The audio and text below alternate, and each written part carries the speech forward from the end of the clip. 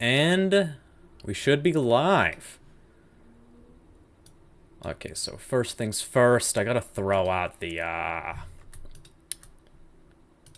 tweet, the community post.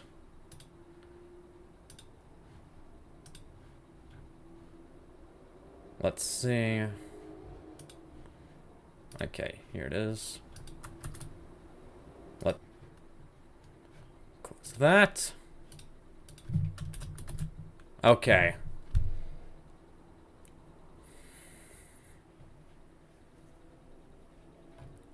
And post. Okay, so community post is live.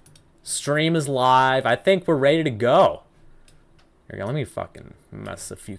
Let me reorganize my tabs a little bit.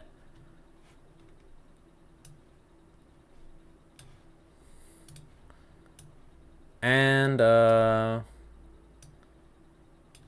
should be fine. All right, so we got quite a bit to go over today. We got the the internet anarchist hit piece. You know, we've got. I want to watch a bunch of old anime YouTube videos because I'm working on a video about it. So I mean that'll be kind of fun. Mostly Giga stuff and maybe like a few other things. It also kind of ties into the internet anarchist Chibi review situation. Also got the we'll probably watch more of like the frickin' Little Light videos. I watched part 3. Unfortunately, part 2 isn't available on YouTube. I don't know what happened to it. So unfortunately, we won't be able to watch, see what they have to say about Evangelion and Full Metal Alchemist, which is a real shame, but, you know, is what it is.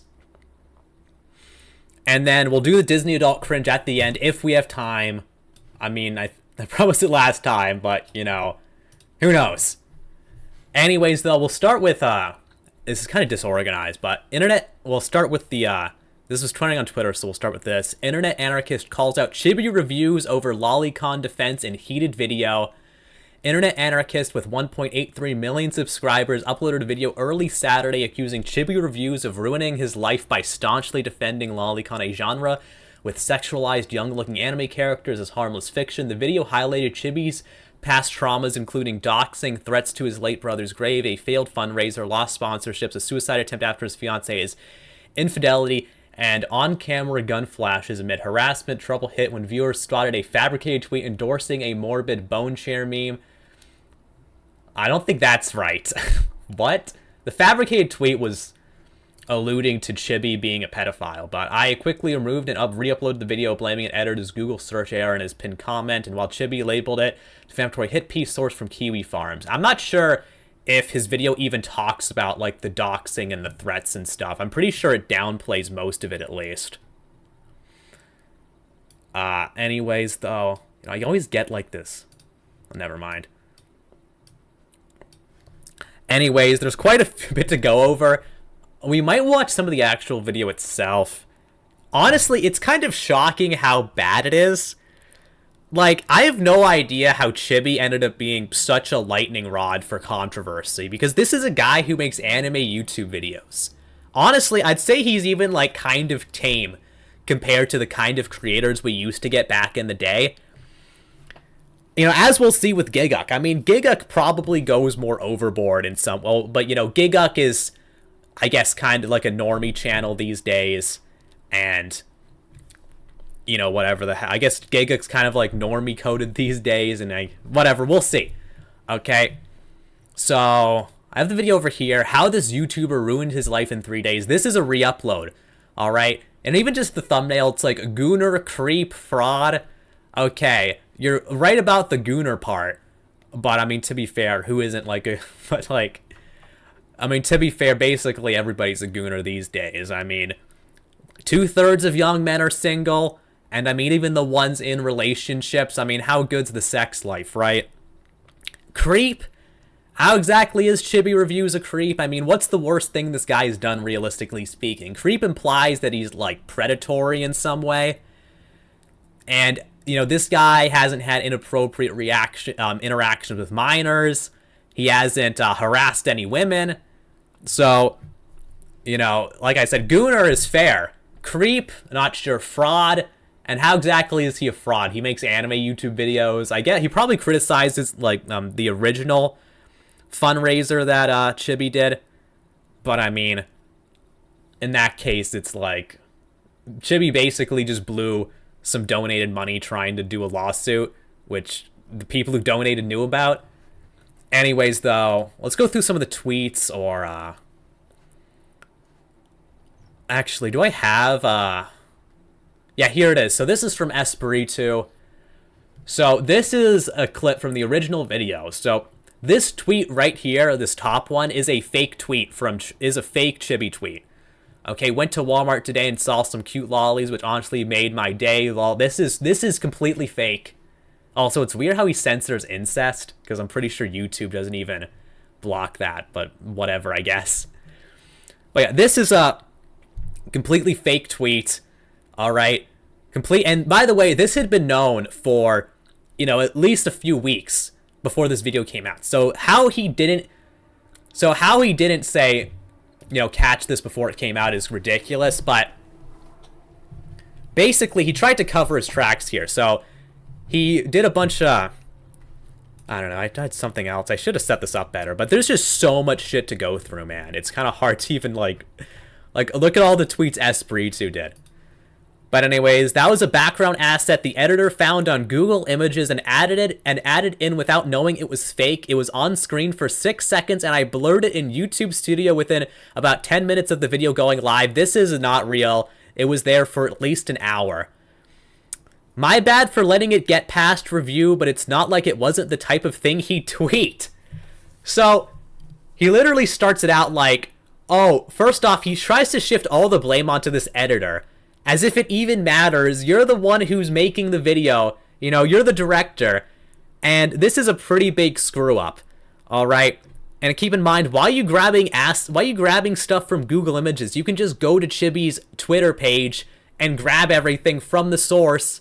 The whole thing is this is supposed to be like a somewhat serious documentary.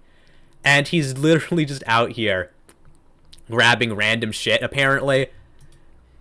And then he just completely backpedals, being like, my bad for letting it get past review, but it's not like it wasn't the type of thing he'd tweet.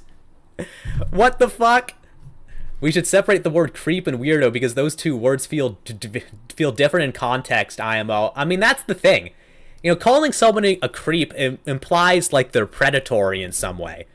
Just saying weirdo, that describes Chibi reviews pretty well, I'd say.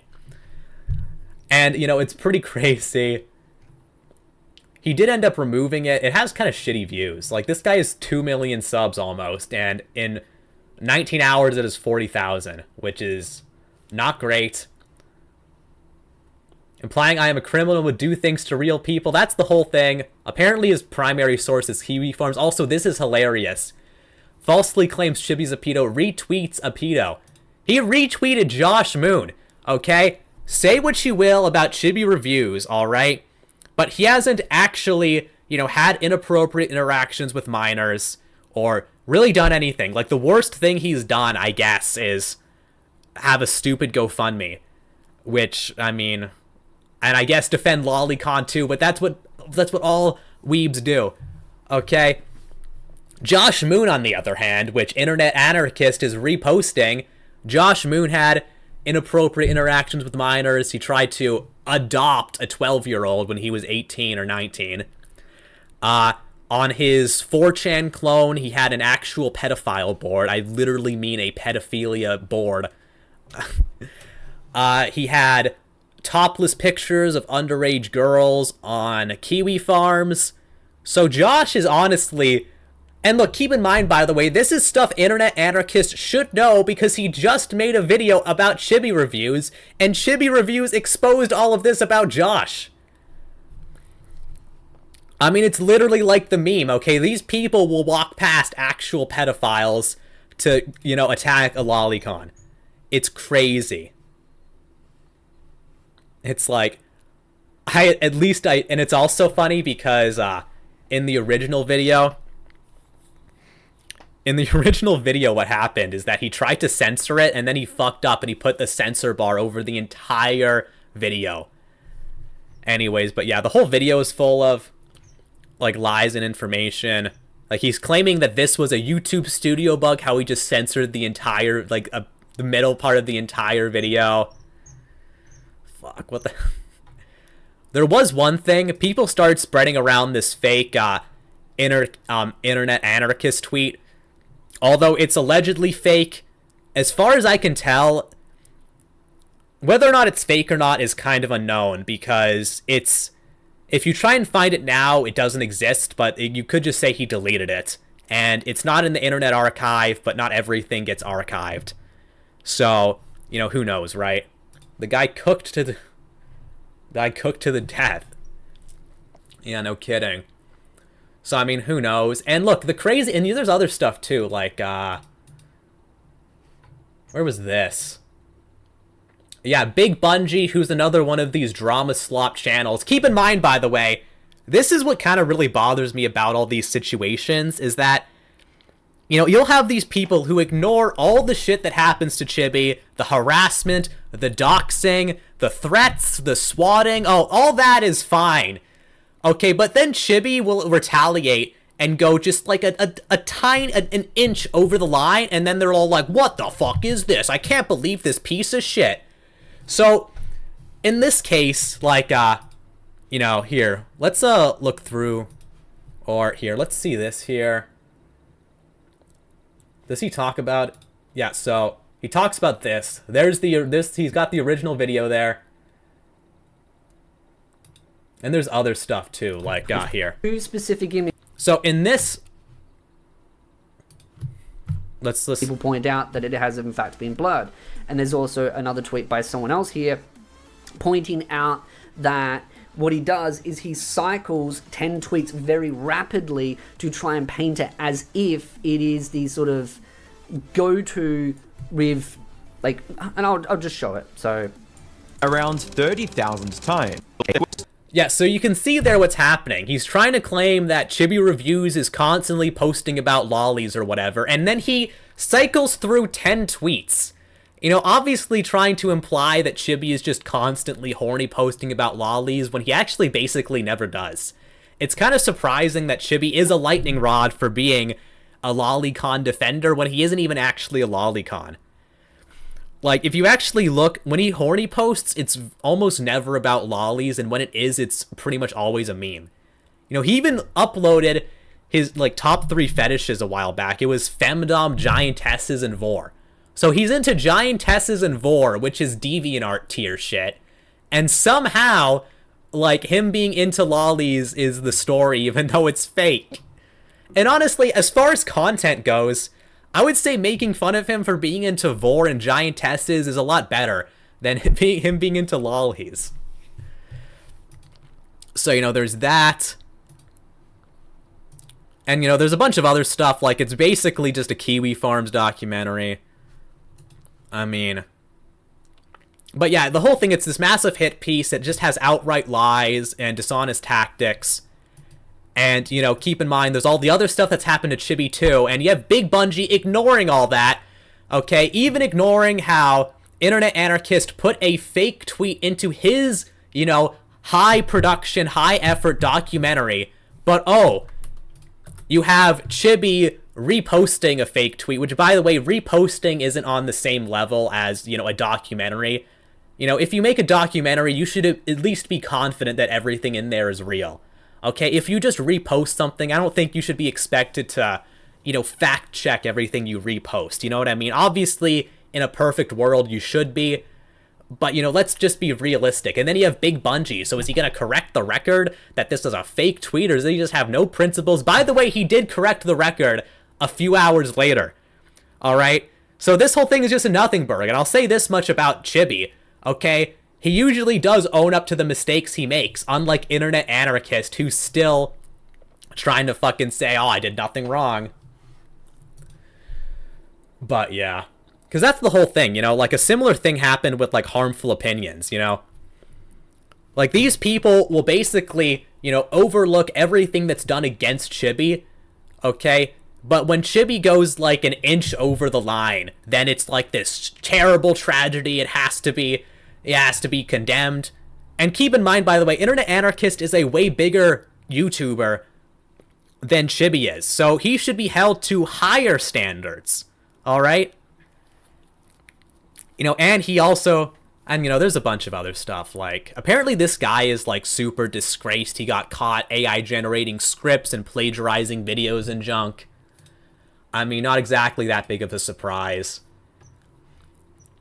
I don't know, maybe I should make a whole video about, like, the fall of drama content. Because back in the good old days, I feel like it was very, you know, indulgent. You know, it was like, okay, we're gonna shit on this person just for the fun of it. Nowadays, it has to have some kind of, like, you know... some kind of, like, moral lesson, you know what I mean? They can't just enjoy the TMZ tabloids, they have to be like, oh, this guy is such a bad guy, you know? Which is kind of what bothers me about this, you know? It's not even necessarily that... That's what bothers me, it's like the pearl clutching, the moral grandstanding, you know? But yeah, that's about it. Do I have anything else, really? Guess not. Uses fake tweets. Immediately jumps to personal details. Fuck. Yeah, but... I don't know. We could watch the rest of the Espiritu video. We'll see if he talked about anything else interesting. His Twitter page reveals that he has happily let the world know these facts about himself around 30,000 times. Have you noticed a pattern? Think of two specific images. See, if I just scroll like this, Yeah. that's Keep in mind, by the way, this one's a meme, alright? Alia sometimes her feelings in Russian. When Chibi which, does by the way, actually talk Chibi about is lollies, it's memes usually. memeing on lolly in anime is based, and as a Let's see. in his scroll look, just gently.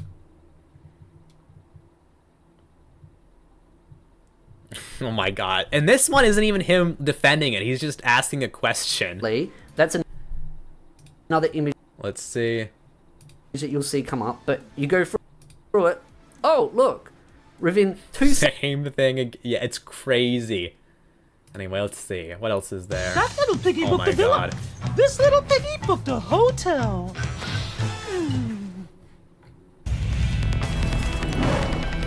Don't care, bro. No one wants to play Marvel Rivals. Well, the new video which uses that is generally. Oh yeah, also he used in the video, check this out. He used an AI generated definition for anime tourists. Like, I've used AI generated definitions before, but it's just when I know that the actual definition it's giving is right, because this one is fake. An anime tourist is a slang term used in some anime communities to describe a casual viewer or new fan who doesn't deeply engage with anime culture. Is frequently used as a gatekeeping insult by long-term fans against those who criticize specific tropes such as lolly. And by the way, this one, you can't see it, but it comes from r/terrible fandom memes. So this is where he's getting the anime tourist definition. From an AI overview that takes it from Reddit. And by the way, a Reddit that's, let's be real here, doesn't seem too reliable. So the whole video is just a complete freaking train wreck. I don't know. I guess we'll watch a little bit of it.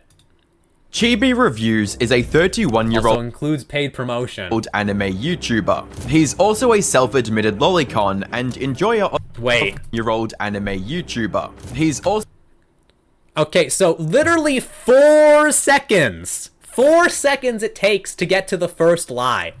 Okay? a self-admitted He's also a self-admitted lolicon. He's not. And that's not what this tweet even means. You know, because the way Chibi sees it is that even though he isn't a lolicon, he's kind of likes he considers them kind of like a gatekeeping tool. You get what I'm saying?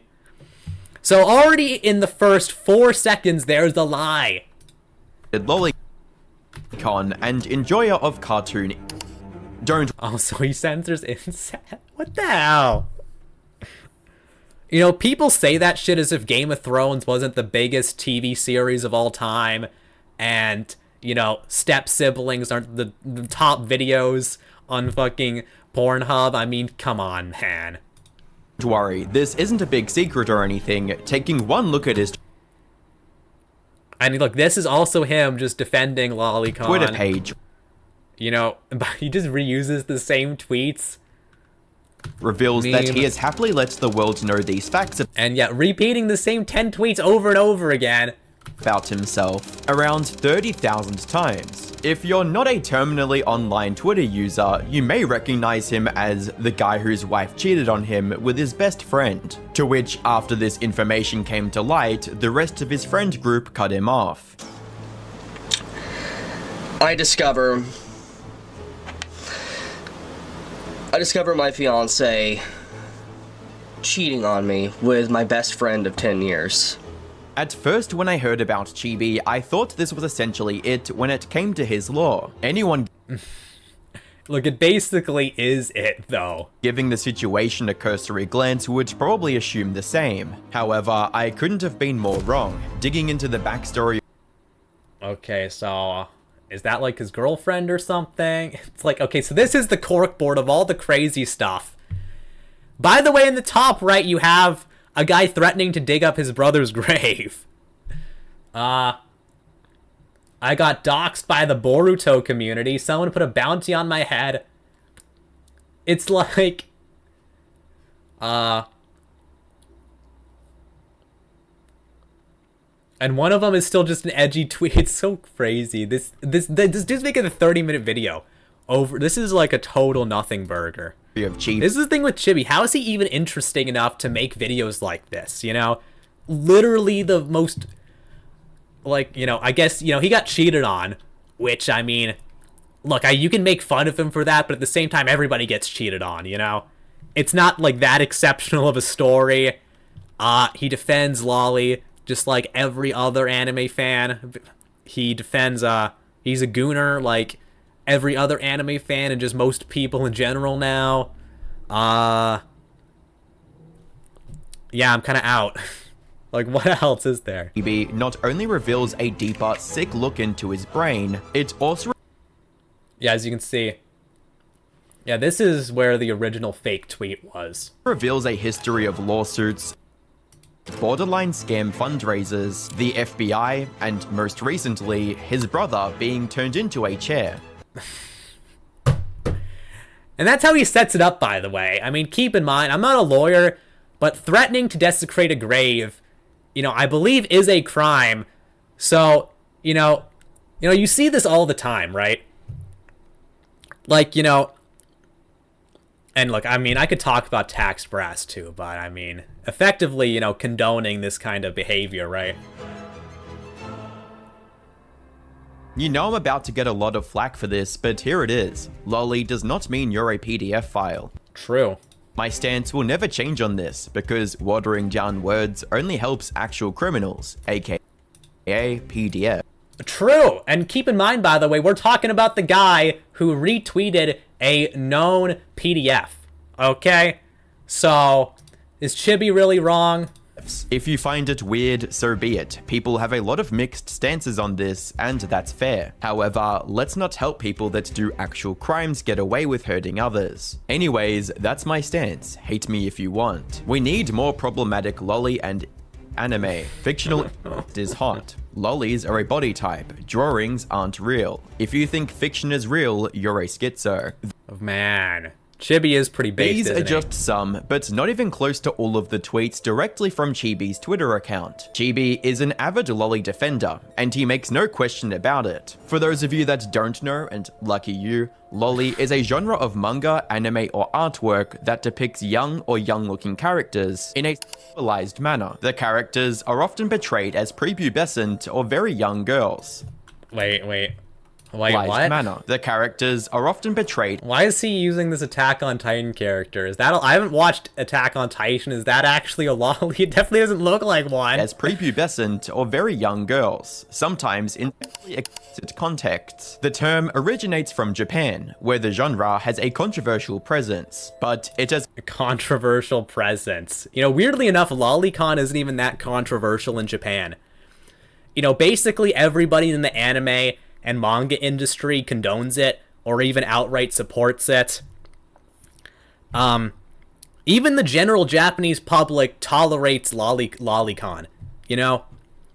There's not like mass protests trying to ban it or whatever the hell. People just let it go as, you know, otaku shit, which it is. has also spread to other parts of the world through various forms of media. Why does he highlight these countries specifically? Am I like an idiot, or is Brazil like a hotspot for lollies or something? I mean, in China... I mean, I guess China produces some. I mean, they have to... I mean, okay, China's got Genshin, so... Despite what Chibi says, it is illegal Also, why are you highlighting Canada? This is just weird. in other countries like Canada, and a legally grey area in the United States. Despite not being explicitly illegal in the US, it is a very, very contentious topic that gets people very fired up. Chibi Fuck. He doesn't just make tweets about Lolicon though, he also participates in it himself. After building up a reputation and cultivating an audience of viewers that have a similar view of Lolicon as him, he either commissioned or a fan went out of their way to draw a lolly version of his avatar. God. Oh my god. Are we really pearl clutching because somebody drew some fan art of Chibi? Woke up What to the a finished hell? version of Brady Chibi. Afterwards, he encouraged other artists to make not safe for work versions of this artwork, and someone actually did make a actual version of his lolly avatar after a few days. Lolly isn't the only thing Chibi is vocal about loving, however. Bro, you're telling me anime fans drew hentai? Has this guy never heard of Rule 34? What the hell? Yo, here's... Fuck. If there was a second place in the category of things Chibi loves talking about gooning to, it would have to be You know, this is just not even true, because he actually talks about gooning to giantesses way more than he talks about gooning the lolly. I remember he slandered some TFT YouTuber. I mean, look, probably true. You know, the thing about, you know, when you talk about these kinds of... Look, the thing with drama tubers is that it's kind of like an arms race, you know? Or, I don't know, I'm not sure how you'd describe it, but basically like, or it's kind of like a drug addiction. So basically, you know, to try and get more views, you know, and more engagement, you want to keep making stuff that's, you know, more sensationalist, you know, that's more exciting. You know, the same way a drug addict will try harder drugs in bigger doses. You know, so maybe you start off, you know, being relatively truthful, but over time, you know, to try and chase those views, you know, you try and be more and more sensationalist, all right? And that just you end up having to lie about stuff. And, you know, I'm sure Internet Anarchist did this, you know, because he considered Chibi an easy target. But the thing is that Chibi's not very interesting. So you effectively have to lie about him, or at the very least, you know, be dishonest, equivocate, you know, bend the truth in order to make the video interesting. Because, I mean, look, as much shit as Lolly gets, I don't think normies really care that much if all someone has done is, you know, talk about LollyCon, right? Or, you know, even just in Chibi's case, it's just defend it. You know, like, are you really going to be getting the clicks in that case? Like, I remember, like, ages ago, like, Mr. Obvious got outed for having LollyCon in his Discord server, and the video I watched, and I was disappointed because I thought maybe there was something actually happened. And I remember one of the comments was like, it's just lollies, who cares? One of the top comments. Yeah, an Internet Anarchist had also plagiarized from smaller creators as well. Yeah, many such cases. Chibi's interest in has really become a part of his online persona this year, but it's not exactly new. He's been hinting at it for a long time. Back in a It's so weird how they talk about this as if it's not just anime bullshit. And by the way, once we get to the old AniTube section, I'm going to talk about this even more. 2017 video, someone asked him about his Actually, let's speed this up a bit. preferences, listing things like demons and NTR. This was his response. Oh yes. Demons, NTR, what are your preferences? Okay, so I've said already there's many things I don't want to confirm anymore, but I will give you this. One, maybe two of those things you just mentioned I might be in. By the way, Oh my god. NTR means a genre of where someone cheats on someone else. So basically, cuck. In hindsight, that is a pretty funny question. However, Chibi has said before that he's on the fence about NTR. I don't know. I've seen this before, actually. I don't know. in Chibi's defense, he's probably talking about that type of NTR where the protagonist is the one doing the cucking. Because that's usually the type that's more popular. You know? Like it's the girl's like a MILF or something who's married, you know, that kind of thing. So, by process of elimination, it's pretty obvious incest was one of the things he was talking about. Even so, aside from that clip and a few random tweets, he didn't bring it up much for years. That changed on March 6th, 2025, when he suddenly decided to tweet about it more openly. Oh my god. Oh, I wish I had the meme. Have you guys seen the meme where it's like Ashley from Coffin of Andy and Lele, and she's just saying like, wow. And then in her head, it's just based. This is me. That's me. In anime is based, and tired of people pretending it's not. Keep in mind, by the way, one of the most popular shows of the 2010s was Ori Emo. So, this is just standard anime shit as previously stated. The timing isn't random. It lines up with the kind of persona he's been building. Part of his whole act around that time, and even now, is going after tourists. Basically, people who don't like lolly or underage characters. Okay, so this is another thing. Alright? He's basically, like, watering down the term to just people who are against, like, there's way more to it than that. This is what I mean when I say he's dishonest. And the thing, if we're talking specifically about the anime fandom, you can't really be anti-lolly and like anime, because lolly is just an integral part of anime culture. You know, as I said earlier, the entire anime industry either condones it or supports it. You know, like the creator of, you know, there are, you know, in Japan, there are doujins, you know, fan comics that people make of anime. Quite a lot of them are lewd, and these are all allowed to exist by the original creators. The author of Spy Family literally lets, you know, lewd doujins of Anya and Becky be sold for a profit.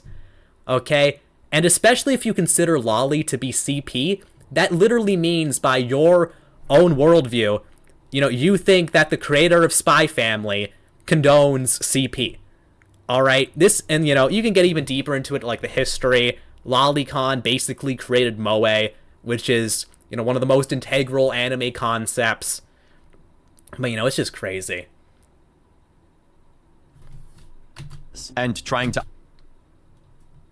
Let me see. Tell me you don't watch anime without telling me you don't watch anime. You're talking to me or to the other guy? either push them out or bait them into arguing. At one point, someone from an account called The Worst of Twitter featured his tweet. Chibi fired back by calling based and claiming that anime is based.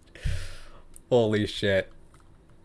the guy was terminally online. Also, he got blocked by the guy? That's crazy.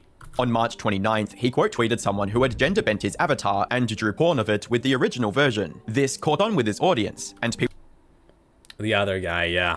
people started calling it self-cessed. Fictional takes that filter people. In anime and manga is hot. Lolly. Lots of women love ugly bastard hen.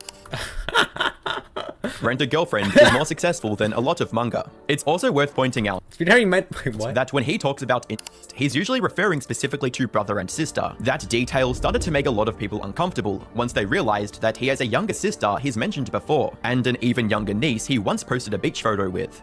Recently, a jury ordered Meta and YouTube to pay millions for their Here's the shill section. Roland and proceeded to post his 25 until waits for people to get mad and then feeds off the replies. Okay, so here he's mentioning this. By the way, I'm pretty sure Chibi does a lot of this rage bait intentionally because he makes like $2,000 a month from Twitter. All right, at this point, you know, posting edgy stuff on Twitter is literally just how he makes his money. So, do people realize your OC is not yourself IRL? I mean, that's another weird thing. Does it really matter if people do weird stuff with his OC? I mean, literally, who cares? The irony of sponsored is scammed. Kept running this strategy for months, until eventually one of those angry responses went further than usual. In October of 2025, it was a normal day like usual for Chibi. He woke up, got on his phone, and proceeded to post his usual type of tweet about Guna stuff. Okay, here it is, another goon tweet, and by the way, this one is a femdom tweet. He's saying sit on me. Okay, and the main focus is the one who's super busty. So keep in mind, by the way, the notorious Lolicon is femdom horny posting about a gigabusty girl. However, this time was different. This time, for whatever reason, maybe it was the algorithm or maybe it was just a line too far, one of his tweets exploded in notoriety. Also, by the way, he's trying to frame this tweet as something that's so terrible. Keep in mind, this scene that he's talking about is from Dan to Dan, which is a pretty mainstream popular show. Alright, and he doesn't mention that specifically because he's trying to paint a certain narrative. Alright? Because if he said it was from Dan to Dan, and people know about that, then they would get a different idea. The specific tweet was a picture from an anime that Chibi captioned, "The animators didn't need to go so hard for this scene." The actual scene itself was depicting a high school girl getting by robots, so people really did not like the caption that Yeah, it's from Dan to Dan, a mainstream anime. Chibi had added. What followed was the usual responses and replies he would get from people furious at him. Except this time, it was different. This time, someone decided to quote tweet him with his docs, along with info that his half-brother had committed. It's important to keep in mind something when it comes to this first dox attempt. Generally speaking, when someone online gets doxed, the information out there is usually pretty hard to find, and requires some extreme online finesse in order to get it. Most people, especially online creators, usually have a social media account reserved for their online persona, and a private account reserved for their personal life. This was not the case with Chibi. Not only did he put his personal address in literally every single YouTube video he made, he also included his personal Facebook and Google+, where he was publicly friends Google Plus? Oh my god. Why even putting Google Plus in here, man? To talk about ancient history. Does anybody here even know what the hell Google Plus is? Bro. with family members and extended relatives. Obviously, posting someone's address with the intent to scare them is never okay, but what did Chibi honestly expect to happen? Especially when he's taking such a controversial stance on an extremely explicit topic, and someone officially doxed my real information. They also mocked my dead brother that committed. You know who you are, and I'm going to speak to my lawyer now. Along with this tweet, Chibi made a video talking about what happened, and most notably, showing off his gun he bought in order to try intimidate. Oh my god.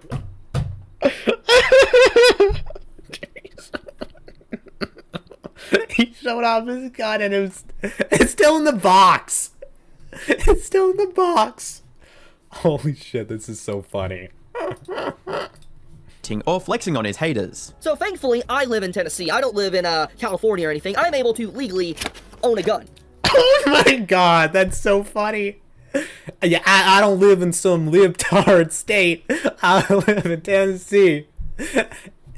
He pulls out the heat. I've owned this for a while, and I'm gonna tell you right now, if anyone wants to pull any stupid games, you're gonna win stupid prizes. That's all I'm gonna say. Hell yeah.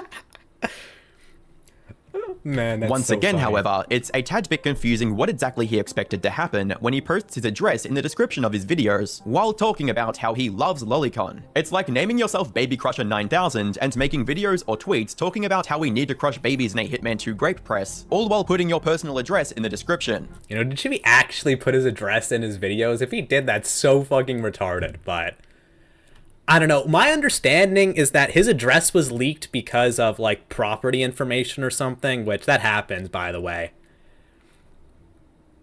I mean, I wouldn't be surprised if this whole thing is fake. I'd have to double check myself.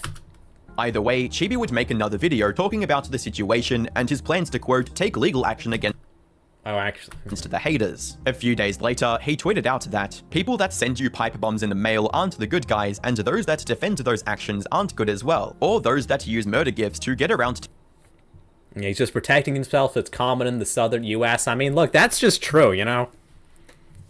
Like, you don't want to fuck around with some of these southerners, okay? You'll get messed up. POS. Anyways, I'll stop rambling and back to anime/manga. This procured some skeptical replies from people wondering if he had actually received a pipe bomb, or if he was playing up a threat to garner sympathy. Fun fact about pipe bombs, you aren't supposed to know if you received one, because most, if not all, are already on a timer or have a trigger caused by opening the package, which the bomb is contained inside. After getting enough...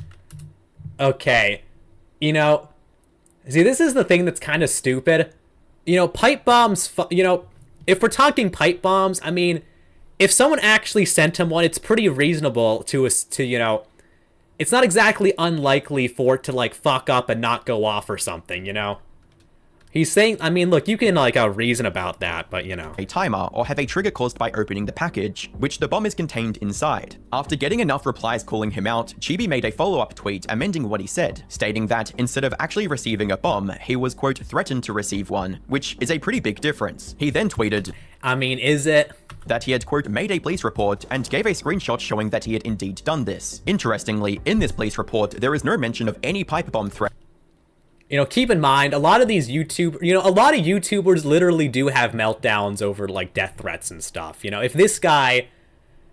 Well, whatever. There is someone saying that they are going to, quote, shove my aborted fetus up your ass. I've gone over this in detail in other videos, and honestly, the topic itself has been beaten into the ground through countless lolcows. But to say the obvious anyway, internet hate is inevitable when you put yourself out there as a content creator. It doesn't matter how wholesome chungus you are, everyone ends up with critics and detractors. Sometimes for valid reasons, sometimes for none at all. What experienced creators understand is pretty simple. At a certain point, you have to ignore it. The moment you start feeding the hate, you give it life, you keep the conversation going, you keep yourself in the spotlight for the wrong reasons, and it just snowballs from there. What really defines a lolcow is the inability to learn, adapt, or grow past mistakes, combined with this compulsive need to respond to every bit of criticism.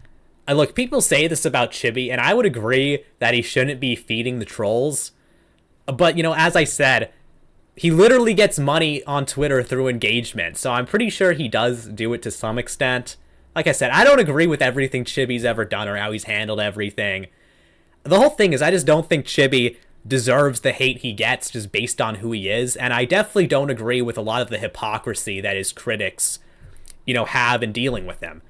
You know, like with this latest hit piece, okay, no one tore into Internet Anarchist for all his fuck-ups, but Chibi messes up a tiny bit and it's the end of the world. Chibi Reviews is not a lolcow at all. He's flawed and at least learning, unlike Rev is a lolcow. I'm not sure if Rev would be a lolcow. I mean, I don't really like Rev anymore, but it seems a little much. But yeah, I mean, look, this is the thing. Lolcow nowadays just means internet personality I don't like. Because, I mean, what's, you know, it's even the whole thing, like, even with Chibi. Like, are we really going to compare Chibi to, you know, Chris Chan or something? Or even, like, the Quartering, you know? And Mother's Basement. I don't know. The whole thing is that, I don't know, the thing with Mother's Basement is even though he's, you know, like a cuck and an anime tourist and a grifter, I mean, like, it's not like he's, you know, going on meltdowns every stream, or it's not like he's blown all his money and is living in the gutter or something. The Quartering fits. Yeah, I mean, the Quartering does fit. I mean, we don't really know enough about him, but I mean, he's presumably going broke. You know, he's having, like, multiple meltdowns every day. His entire staff hates him, basically, although I guess they're sweeping for him, but, you know, he would fit. This has been explained over and over again, so you would think anyone trying to make content would have figured it out by now. But clearly, that's just not the case. If you want to take things to an even worse level when dealing with backlash, one of the dumbest moves you can make is trying to sue your haters. This is something people have attempted before, both creators and lolcows, and it never works because the whole idea is fundamentally ridiculous. Don't forget Boogie, one of the greats. You've got cases like Patrick S. Tomlinson, who actually went to court waving around screen. Oh my god, bro. There we go. Mean tweets. It Chibi at least stands up for artistic freedom and is anti-censorship. I mean, yeah. Might grab some quick attention from people who don't know the full story, but it always fades out and goes nowhere. And yet, that's exactly what Chibi does. You know, actually, to be fair, there is one guy who succeeded in suing his detractors, the great, the almighty Billy Mitchell. But in Billy Mitchell's case, he basically just had infinite money to spend on the lawsuit. And it was, for him, it was just a pure vanity thing, so.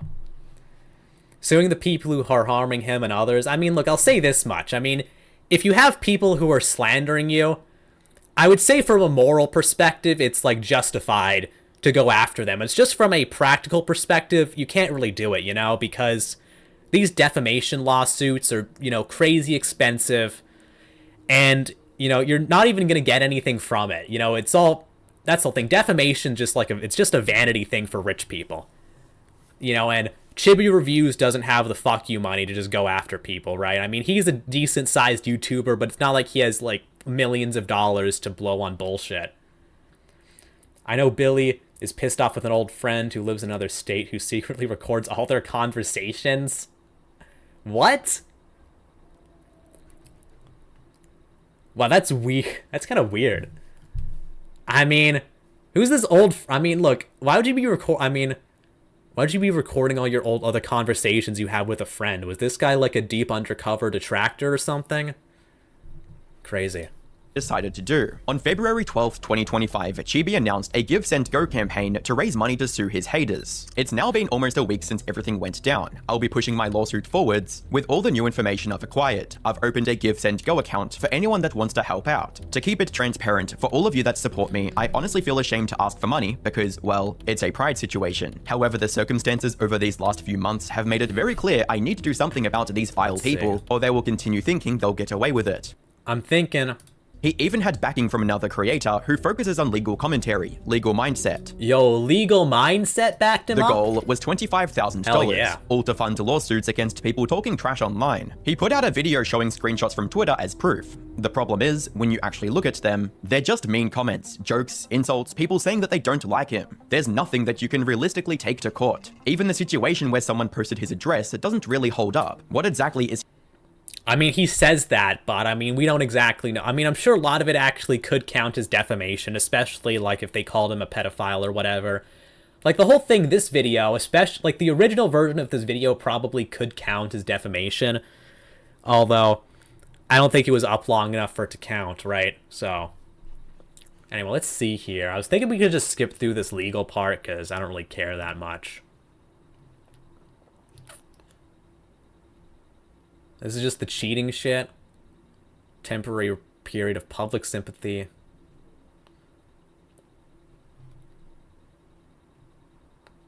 Insistence that fiction was harmless.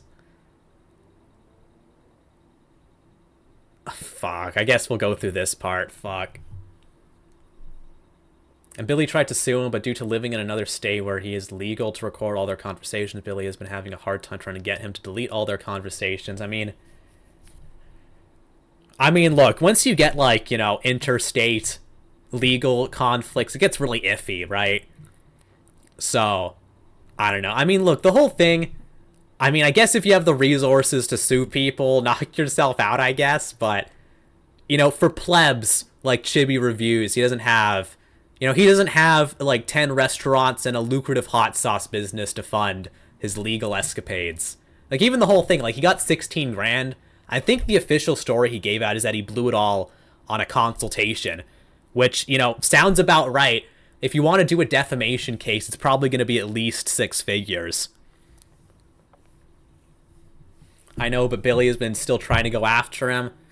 Well, I mean, look, I guess he can... Look, I mean, he can... I'm not going to defend... like this specific situation about Billy because I don't really know all the details. I mean, I'm just using that as an example. But even then, it's like, you know, Billy had one legal victory, you know, one major legal victory with Carl Jobst. And then, you know, here he's got another one that's not going so well because it actually is pretty hard to just sue people, you know, unless you really do have a solid case. He posted another image defending law, and this was the breaking point for someone. That's... Okay, that's funny. Same day, a user named Taxed Brass quote-tweeted Chibi's post defending Lollyone with a line that immediately set everything off. He wrote, "It's just a drawing, compelling argument. I'm digging up your brother and turning him into a chair," and attached an AI-generated image of a guy standing over a grave with a shovel. He says AI-generated. Let's put this out there. The part that's AI-generated is the guy. Okay, the grave itself actually was from a real picture of his brother's grave. Alright? So, you know, let's put it this way. You can, like I said, I'm not a lawyer, but you very well could say that this is a threat to desecrate a grave, which is a crime, by the way. And keep in mind, guys like this dude, you know, Josh Moon did this too. You have people condoning this, saying it's just a joke. I mean, look, there's definitely a limit to it. The fact he's living a time that art can get you harassed over innocent, that's why I respect him for that one. I mean, that's the thing. I mean, Chibi has taken all the arrows for the rest of us, you know what I mean? Because I'll talk about this later. You know, Chibi is saying the kind of stuff that Giguk and the Anime Man were saying 10 years ago. And meanwhile, they're able to have their, you know, squeaky clean images and careers.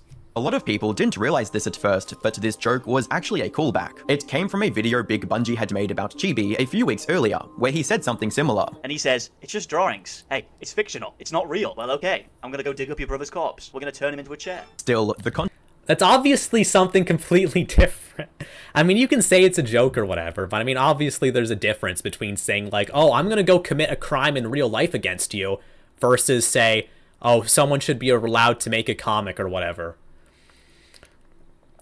Just recently, mangakas have been questioning how they are being treated worse than criminals when it comes to interacting with Westerners and want to know where this is coming from. You know, that's the crazy thing. All these mangakas actually are, you know, getting harassed online by Western fans. It actually is brutal, you know?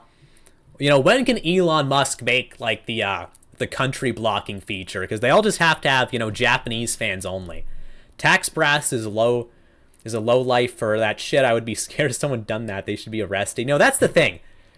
You know, I could talk about Tax Brass more, but the real thing that bothers me is that he's literally just like a fake edgelord. You know, because he's like, oh, I'm so edgy. I'm going to post, and it's like, look, if you want to be an edgelord and threaten to dig up a guy's grave, okay, fair enough. But the whole thing is that it's like normie approved edginess, you know? Because being edgy, it's about being rebellious. You know, like iDubbbz back in his golden day, and I was never even an iDubbbz fan, definitely not now, but he would go after, you know, real big targets, you know, and oftentimes with risk to his own career. You know, Leafy is here, Keemstar, and, you know, that's sort of what I mean. You know, he was actually, you know, doing stuff that was dangerous. He was, you know, attacking the sacred cows or whatever the hell, you know. Compare that to Taxed Brass, and he's basically just like, oh, he might be doing something edgy, but what he's saying, it's just like the normie approved narrative. You know, the one who's actually edgy in the scenario is Chibi. You know, he's the one with the controversial take. And, you know, but yeah. Also, I heard that Taxed Brass actually was on a stream with Darling Straw, but maybe we'll try and find that. Because this is really funny if it was true. He's on a stream with Darling Straw, who's married to Rev, you know, a longtime lolicon defender, and he doesn't tear into her or anything for this. So, oh yeah, Taxed Brass is such an edgelord until he comes across a woman. Okay, then he's like, oh, what can I do for you, milady? People laughed Jack Thompson out of the room back then, but from the same idiots to tell the difference between cartoons. Yeah, that's the whole thing. You know, oh yeah, Jack Thompson was such a quack, but, you know, oh, Chibi's a bad guy because he can separate fiction from reality. That's why I miss the old days compared to this shit. Did Darling Straw divorce Rev yet? Not yet. I'm sure it's coming, but we'll see. Context didn't really matter once it started spreading. Saying the tweet blew up would be an understatement. It went fully viral and started trending across Twitter for hours, pulling in well over 100,000 likes. Memes spun out of it almost immediately. People were making videos, edits, variations of the joke, all racking up tens of thousands of likes on their own. For a while, it felt like it broke out of the usual circles and went semi-mainstream, at least on Twitter. Everywhere you looked, someone was talking about the guy who said he was going to turn Chibi's brother into a chair. Chibi saw it and responded by saying, if you see that post, please report it. The police in the area are investigating and on watch right now. If you have no idea what I'm talking about, then leave it at that. That only made things worse. People immediately pointed out the irony. The original poster even leaned into it, saying that since the image was obviously fake. How is the image obviously fake? It's AI generated, bro. It's not like you drew a stick figure or something. It seemed Okay. Let's rewind, okay? It's rewind time. Where the hell was this? Fuck. 2356. Okay, what is obviously fake about the image, okay? To be frank, the memes are cringe and childish, disrespectful, yeah. So, how exactly is this obviously fake? Keep in mind, they used a real picture to make this, alright?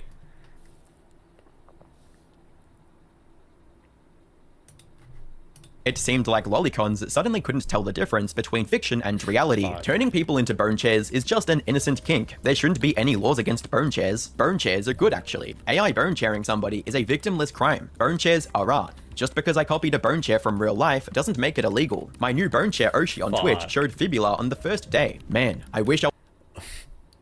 was invited to Bone Chair Island. Haha, not really. Wink wink. Isn't that right, my fellow Bone Chair enjoyers? I can't wait to go to a country where Bone Chair's illegal. You know, the whole thing is that he actually is condoning all this.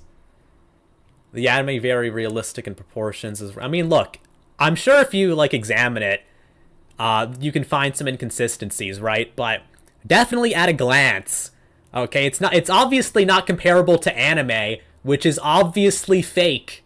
Obviously a drawing.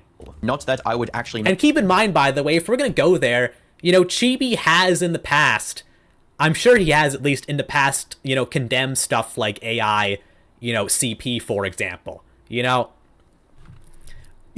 pretty much all lolicons do draw the line at stuff like that. Make a bone chair, haha, but I do love bone chairs. That line spread almost as fast as the original tweet, but Chibi kept going.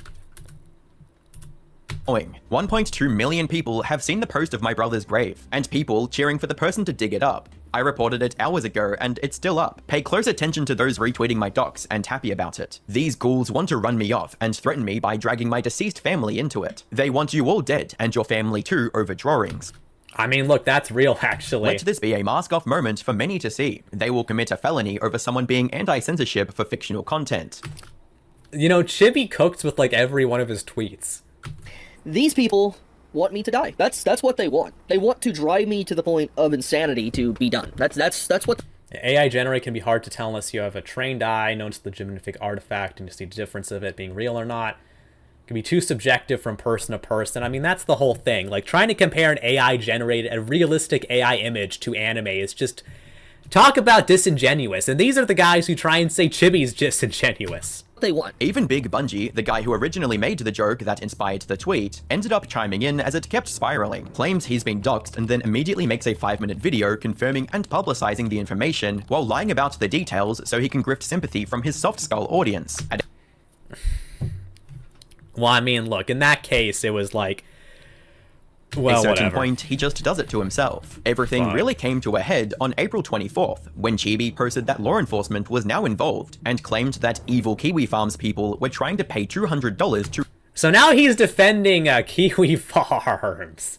You know, the website that's run by a notorious pedo, notorious predator. have him shot. Since rumors are spreading why the law enforcement is involved, the short summary is that Kiwi Farms was trying to pay a teen $200 to come to my house to get shot, or me get shot. They were actively... Didn't Kiwi Farms attack Mimi? They did. Not only did they attack Mimi, but they attacked her with completely false, bogus information. Basically, everything in the Kiwi Farms thread is just completely fake. encouraging an assassination attempt against my life. If you're just scrolling past that with no context, it sounds serious. You see, with something like that, you assume there must be real evidence behind it. You don't expect someone to attach screenshots that completely contradict what they're claiming, but that's exactly what happened. He posted 3 images, and when you actually look at them, the story starts falling apart almost immediately. The first screenshot shows someone on Kiwi Farms talking about a post from a completely different site, the Soy Jack Party, with a comment about how they live 40 minutes away and it would be...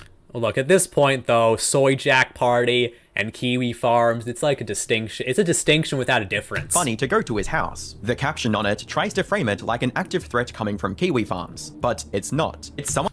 Possible incoming gem on the reacting to shardy, though. Keep in mind, the golden rule of Kiwi Farms is supposed to be don't touch the shit, okay? And here they are, encouraging people to start... encouraging someone to actually go to Chibi's house IRL.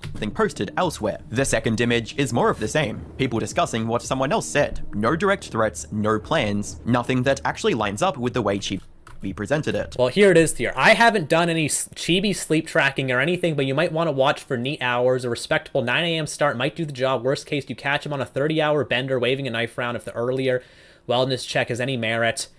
The whole thing, you could very well interpret this as aiding and abetting, because he's effectively saying, okay, if you're going to go to Chibi's house to do whatever, legal or otherwise, here is how you do it. So like I said, I mean, look, you can say maybe Chibi's overreacting or something, but it's not like this is some, completely, inoffensive comment. Might as well pay Harry Dresden to come up to your door to threaten you. I mean, look, what's wrong with what Harry Dresden did? Okay, all he did was go up to the door and knock, right? What's wrong with that? In another tweet, he claims people are trying to fund an assassination attempt against him. Kiwi... There actually were also some other threads. I'm pretty sure Chibi posted it later. But there actually were people outright saying that, you know, they want Chibi to die. I think someone in the Kiwi Farms thread did say that they would go to his house if they were paid. I'd have to, like, dig all this up, right? But there was more stuff in there that he isn't showing, you know, for a very specific reason. Farms owner Josh has people right now on his platform trying to fund an assassination attempt on me. Less than 20 minutes ago, the screenshots he uses show 2 users talking about starting a fundraiser for what they call an RN squad, with someone throwing out the number $200. I'm not going to tell you what RN stands for, so I'll let you... Yeah, so here it is. We need $200 to get someone to Chibi's house to do something. You fill in the blanks. That's it, so you're left with a pretty obvious question. Are these people seriously organizing an RN squad hit for $200? Or is this just another edgy joke on a site that thrives on this kind of humor? Yes, edgy joke. You know, Kiwi Farms is known for their very edgy jokes. It doesn't take much to figure out which one makes more sense. Chibi followed that up. You know, keep in mind, by the way, like, after this, I don't know if this was before or after, but Chibi also got hit with 2 swattings. Is he going to mention that? A picture of himself talking to the police, saying he was in contact with law enforcement. On April 26th, he posted a photo of a letter he claimed was a threat on his life that he received in the mail. The letter itself reads like something an edgy teenager. Here it is. Let's find this because he's probably not going to say it.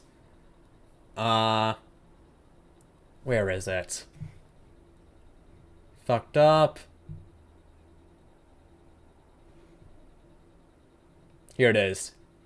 I'm going to make sure I strip everything away from you. You can very easily read that as a veiled threat. You know, it's not very hard to see it that way, you know? So saying that this is a death threat to Chibi, you know, that's a very justified claim, you know? And I mean, look, are they serious? Probably not. But if we're talking threats, it doesn't actually matter if they're being serious or not, you know? Kiwi Farms is basically just green Reddit. Yeah, no kidding. Which right is a joke. You effed up bad. You effed up having CSAM on Defiant Art. Okay, this is also another fake thing. I don't think this was Kiwi Farms. I think it was Shardy. They hacked Chibi's DeviantArt and then put actual CSAM on there. Interesting how he doesn't mention that part. You effed up trying to take down my first video on you. You effed up in playing part in suspending my account. You effed up scamming your fan base. And you effed up making an enemy of me. Now, I'm going to make sure I strip everything away from you. The real problem is what he did next. He included the full name and address of the person who supposedly sent it. I mean, look, this was kind of a dumb move on Chibi's part, but at the same time, it's like, yeah, lying by omission from IA. Yeah, exactly. But I mean, at the same time, this is always what happens with this, okay? Literally, Chibi will get fucking, like, blasted with a nuke, okay? And then he throws a stone in response, and people are like, oh my god, this is unbelievable, you know? To that point, there are only a couple of possibilities. Either the letter was fake and he put a random person's information out there, or someone actually sent it but used a fake name, and Chibi ended up doxing an unrelated person by mistake. Because seriously, why would anyone include a link to their Twitter account in a threatening letter like that? I mean, look, you'd be surprised. Turns out, the real Boo-hoo, you got your own account, so name what? on that letter belongs to a real person, an online VTuber with no connection to any of this. So now you've got a situation where best case he acted recklessly, and worst case he dragged an uninvolved person into this for no reason. Clearly, someone sent that letter wanting him to post the address and name he put, and he fell right into it. The reaction was split. Some people took his side and treated it like a serious situation. Others saw it for what it looked like and mocked the whole thing. That's where it stands for now. Oh, by the way, showing another Josh tweet, the confirmed predator, by the way. Fuck me, man. Also, Josh posting about the situation. Don't touch the shit, by the way. Oh, and given how everything else is played out, it's hard to believe that's the end of it. Overall, it is hilariously ironic that the world's #1 lolicon defender ended up in a situation where he called real law enforcement over an AI-generated photo. Yeah, it's so ironic, man. Shit. One singular thing that he's known for. Logical sense is getting rarer than having a high-paying job. You know, I guarantee if someone, like, you know, for example, sent him, like, let's say someone sent the creator of this video, Internet Anarchist, like like an AI deepfake of like his mom in like a, you know, sexual situation, okay, this guy would probably have like a meltdown too, okay? Would that just be, would, no one, including Chibi, by the way, would say it's just fiction at that point. No reasonable person thinks realistic AI is in the same league as anime pictures. For the one hill that he has died on over and over again, saying countless times how it's just pixels on a screen. It's not illegal, but when confronted with pictures that he doesn't personally like, there's no fucking, how could you be this dishonest, man? There's no fucking way. Obviously the picture was meant to be, obviously the guy made the AI generated picture to look real, okay? even if they are fake pixels on a screen, he immediately folds and tries to contact the authorities. Lolicon Oh my god. There's no way! There's no way this is... How are these people real? as a topic will probably be one of the most controversial on the internet, and for good reason. Many people have extremely negative experiences with it, and you can't blame them. People like Null, who previously moderated sites like 9chan... There's no fucking way! There's no fucking way! There's no fucking way! No, the guy who tried to adopt a 12-year-old! What the fuck? The guy who... His favorite artist for a while was Yuka Man, who's the lolly girl artist. The guy who said he likes Neko Shota. The guy who put a fucking pedophilia board on his image board site. The guy who had topless pictures of underage females on kiwi farms. Oh my god, no! What the fuck? Holy shit. say that during their years of moderation on one of the most toxic places on the internet, it was always the lolicon people that would eventually post CSAM onto the boards. It was the pedophiles who would do it. Keep in mind, Noel was running a website full of rejects of, rejects of 4chan rejects, okay? That's the kind of place he was at.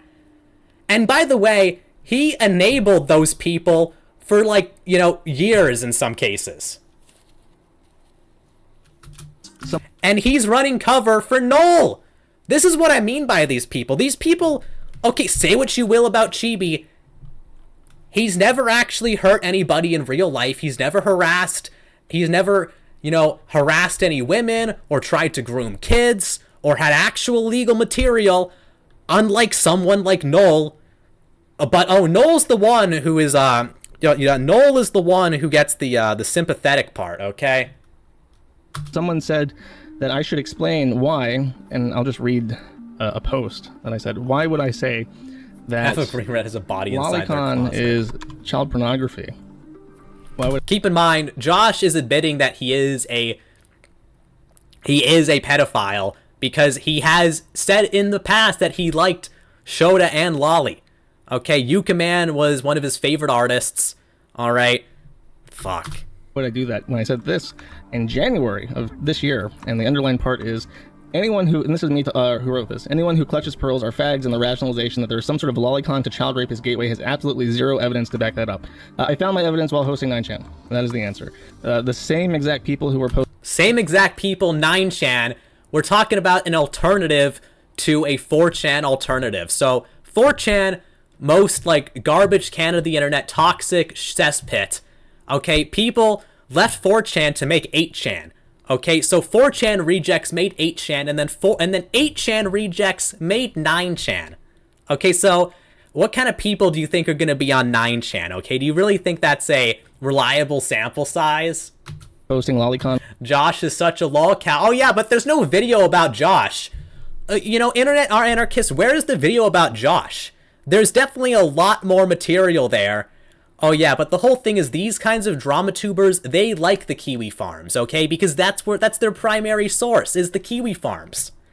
All right? And they don't want to piss off Josh because maybe he'll send his frickin' his fucking cult after them or some shit. On the lolly boards are the same people posting child pornography on B. I have zero doubt in my mind at this point that there is not a huge overlap in those two groups. That's not to say Holy shit. that Chibi has CSAM on his computer for Oh my god. How about you actually, actually look into it besides talking about the Predator who ran, a alternative of a 4chan alternative.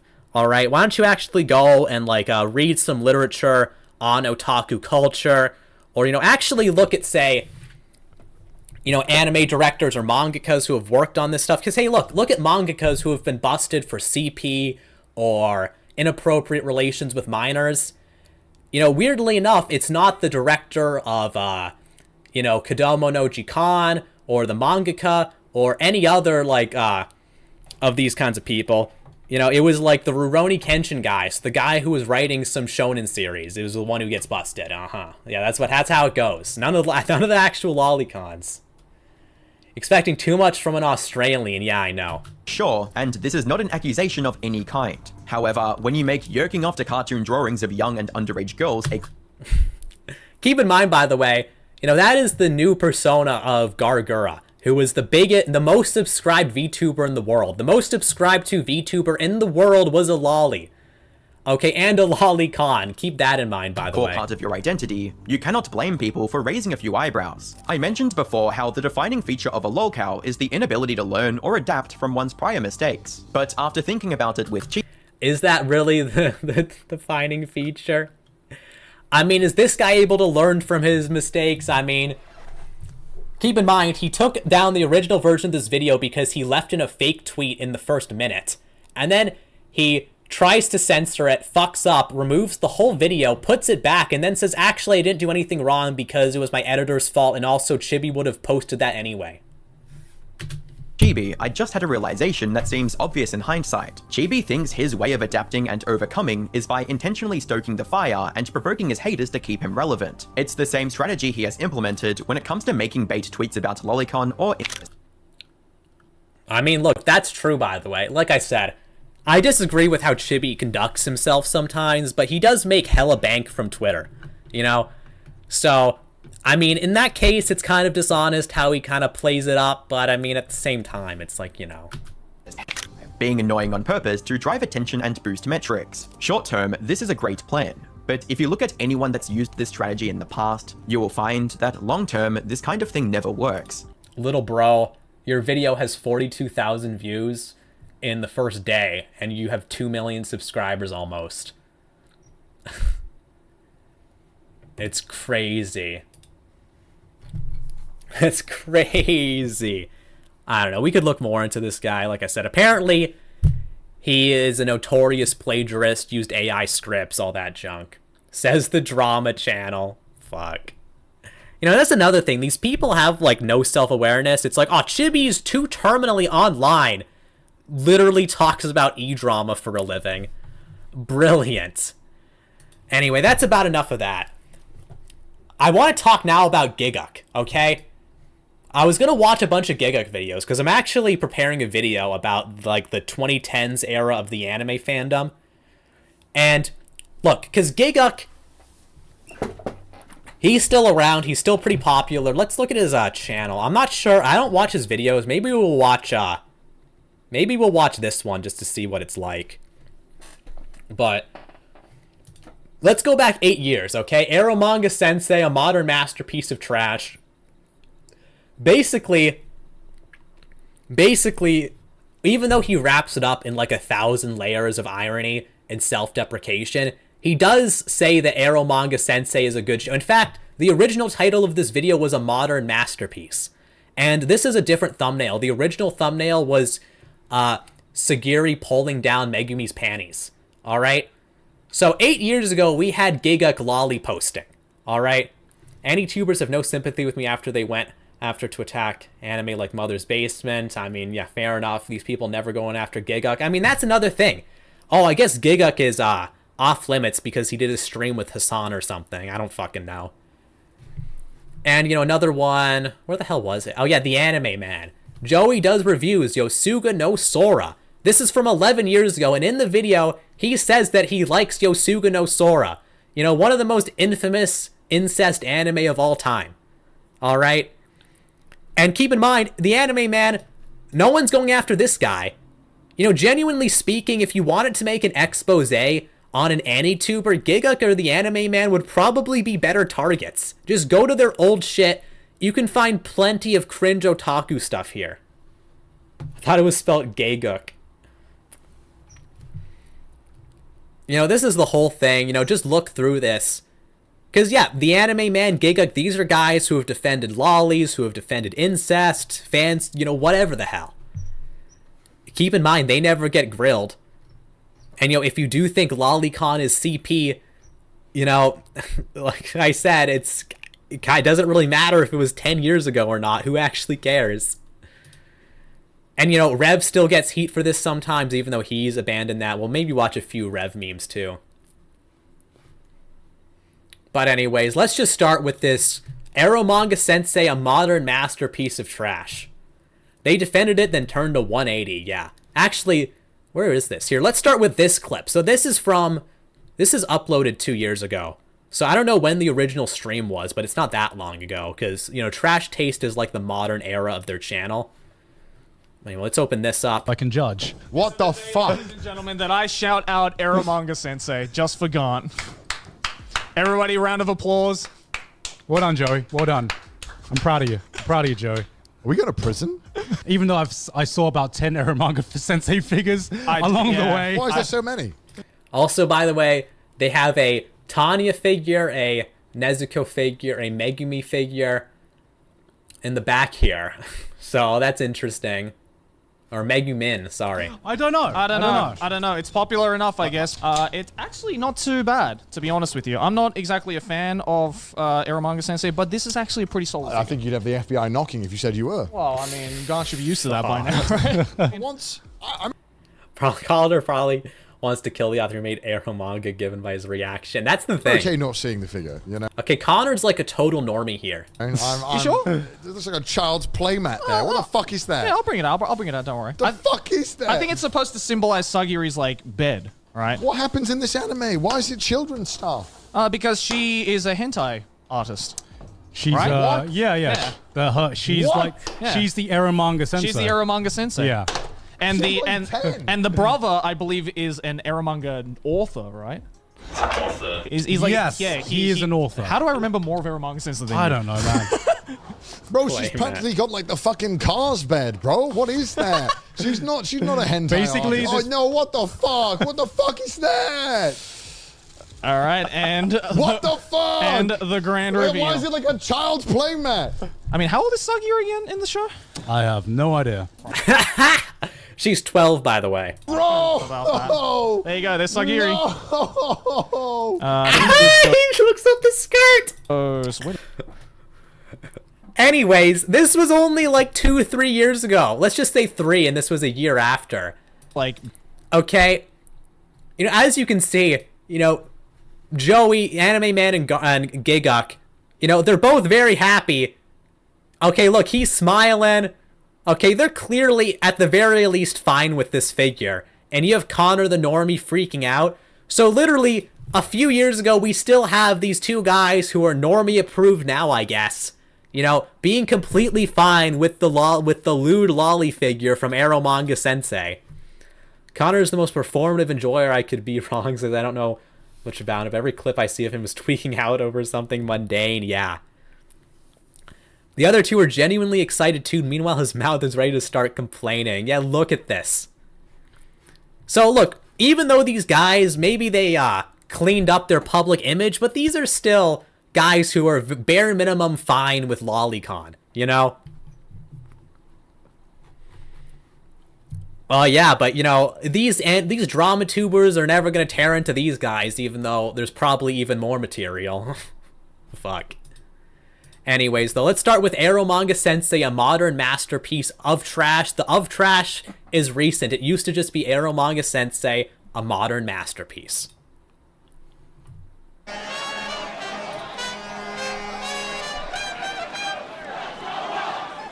going to jail! Okay. So it does start with the going to jail joke, okay? Which, like I said, this is from like the irony era of anime memes. So, you know, but keep this in mind, okay? focus on what he's actually saying, okay? Look past the irony. Occasionally, we are blessed with a show which upsets the natural order of things, and oftentimes can change the way we view entire genres or a medium. The original Mobile Suit Gundam revolutionized the way we saw mechas, grounding it in a commentary of war and politics. Akira opened up the door to international acclaim, pushing the limits of what animation can do that stands to this day. But today, I would like to bring attention to a currently airing show which I feel is a classic in the making that will change the landscape and will be talked about for years to come. The masterpiece that is Eromanga Sensei. Masterfully Yeah, so that's how he opens it, alright? Let's see, let's speed it up. Guys, as the typical fan service harem show we've seen a million times every season, one can easily assume that this is just another otaku-bait anime appealing to the lowest common denominator. But the more I watched, the more I came to the realization that Eromanga Sensei is a true masterpiece of our time. Now, understandably, you may be skeptical with words like masterpiece being thrown around a lot these days, but I assure you, those of us who understand can attest to everything that this show has been able to achieve. Eromanga Sensei is the latest addition to the glorious emoto genre, which has seen a huge surge within anime in recent years, along with genres like the isekai genre, the slice of life genre, and the dear god just please kill it with fire genre. For those of you unaware, emoto is the Japanese name given to the little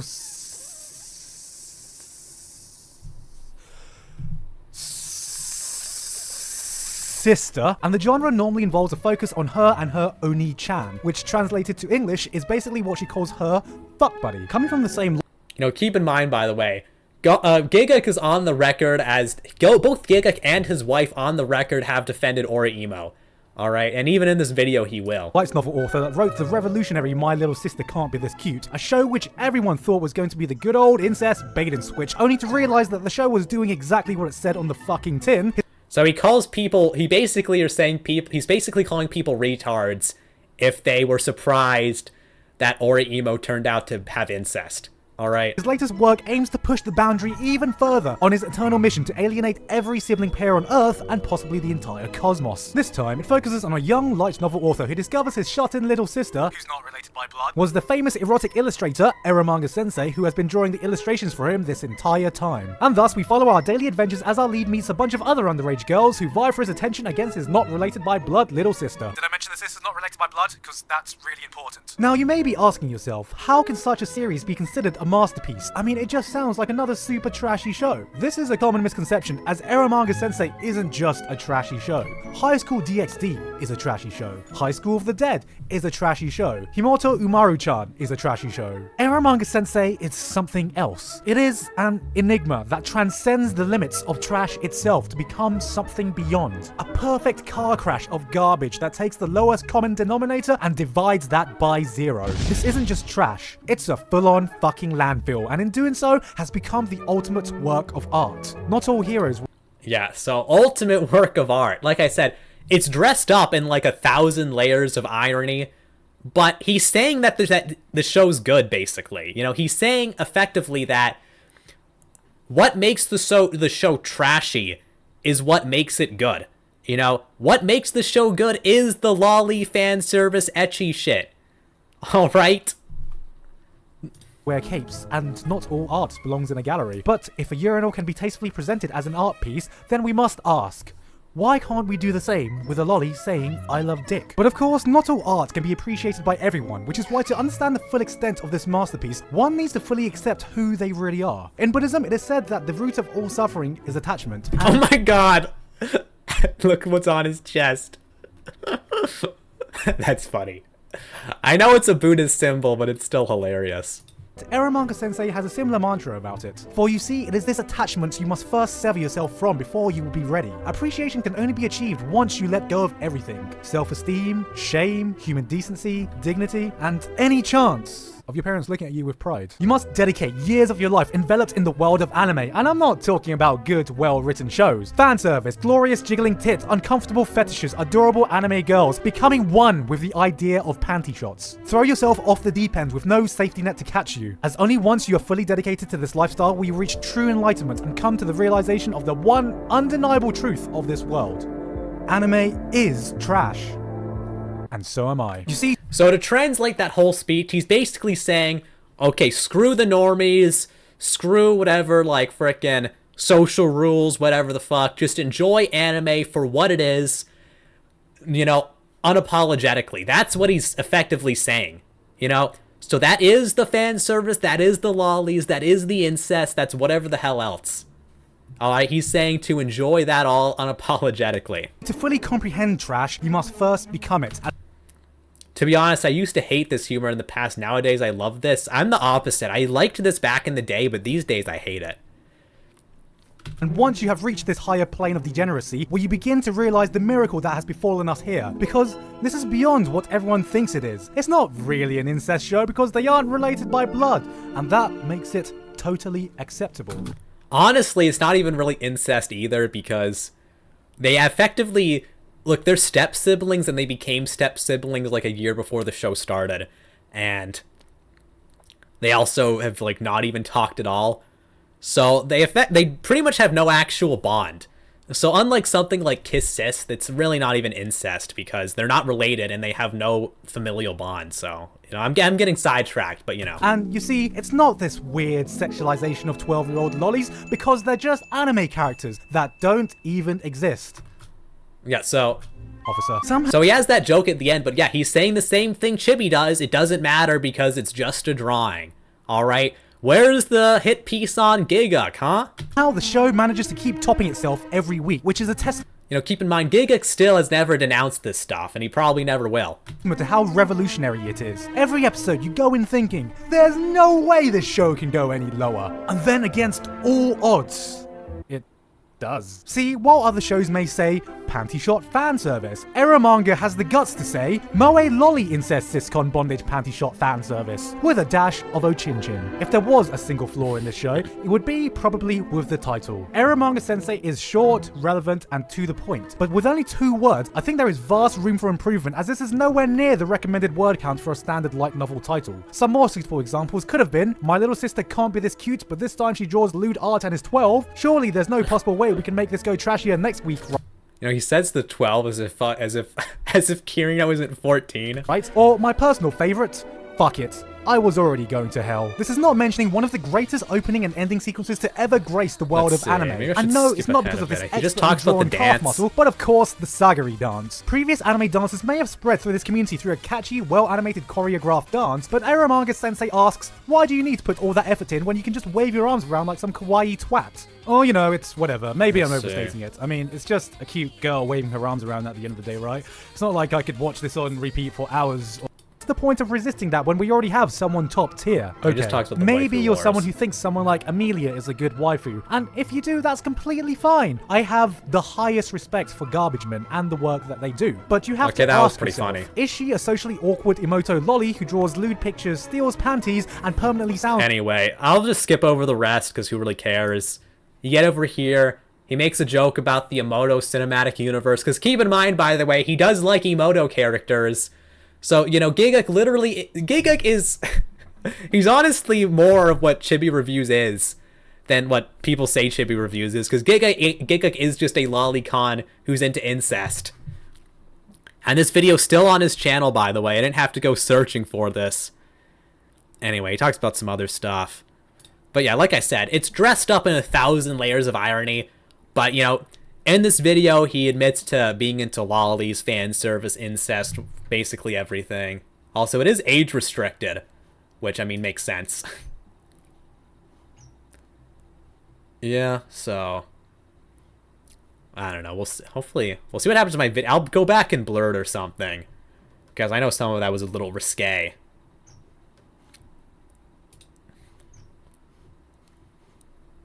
Let's see if we can find any, like, haters in the recent comments.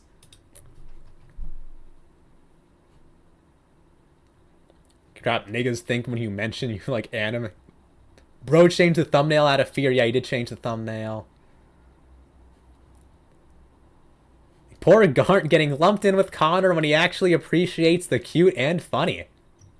Aramanga Sensei's not a masterpiece of trash, it's just a masterpiece.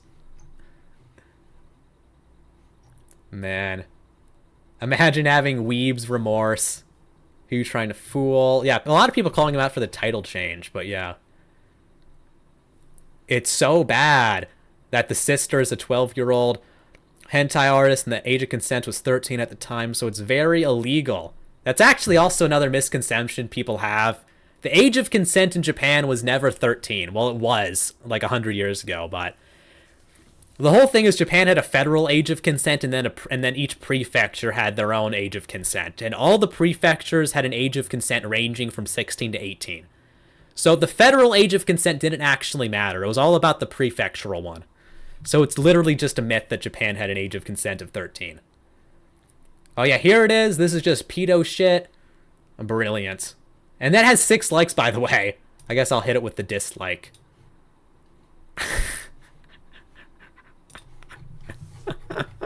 Nice. Anyway, I had some other stuff lined up. Should we watch like this new... I guess we'll watch it a little bit, just to get a taste. But yeah, though, so, I bring this up just to, show how, this is just, this was standard stuff like 10 years ago. Because, even by the time, Giga made that video, that was at the point where it was like, where irony had taken over, like, the anime fandom, so. Whatever. I love curry. I got new merch. It's available at dominar.shop. Links in description. And now, time for my coveted intro about the new anime season where I complain about there being too many shows. Oh my god, there's too many bloody shows! Ah! Okay, bro, we don't need the montage. An anime about expert sommelier wine lovers. And to everyone who says that's just alcoholics written in cursive. Blind tasting ですか? Jacob's Creek Chardonnay 1991. Drink! When I first read the manga of this, I had no interest in wine, but I don't know, something about the concept of having a Japanese king of wine who died and will leave his one treasure of his vast wine collection to the one person that can go out into the world and find the singular best bottle of wine that may or may not exist appealed to. Oh my god, it's fucking One Piece. The One Piece is real. Okay, let's skip ahead. Man, imagine waiting for a game to patch when you can play a game that's just come out instead. Like, didn't Everness just release? Is that the sponsor of today's video? Oh yes, that's right, my fellow gacha gamers.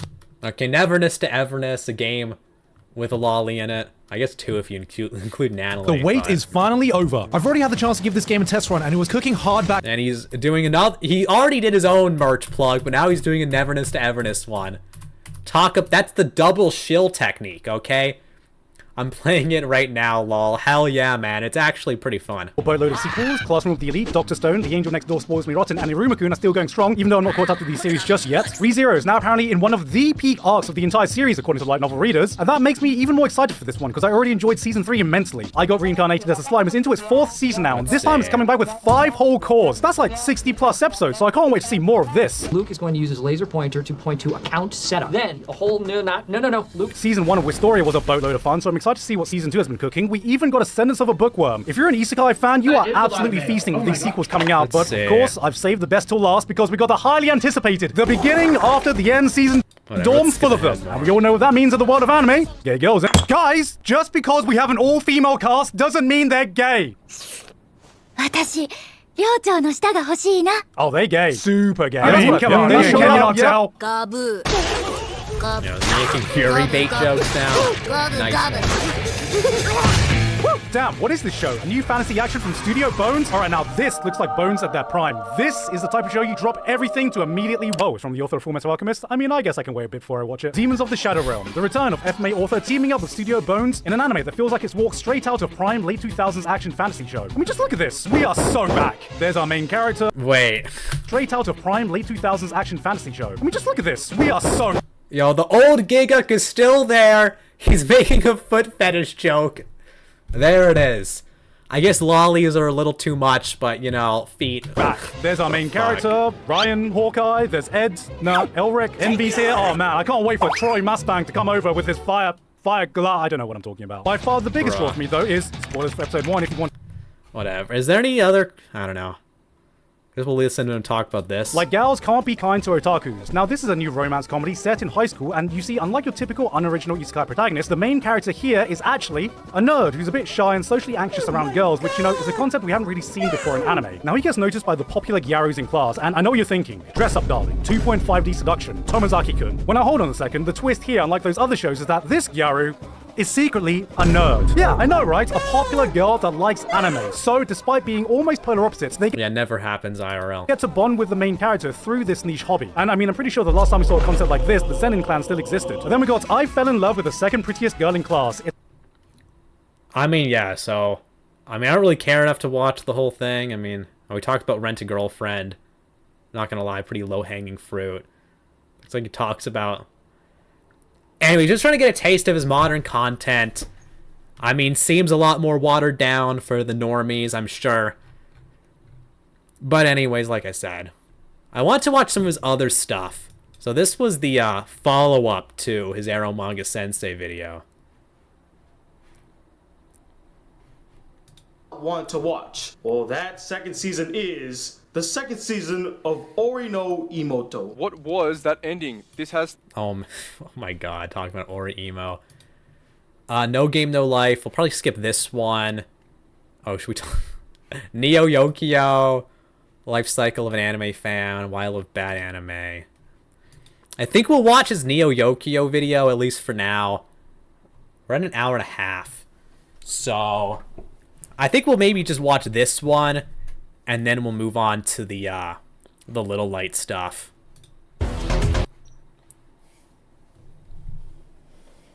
This is a god tier shit post. We'll see what happens. I don't know. You guys remember Neo? Oh, that's new by Espiritu. I don't know, but oh shit.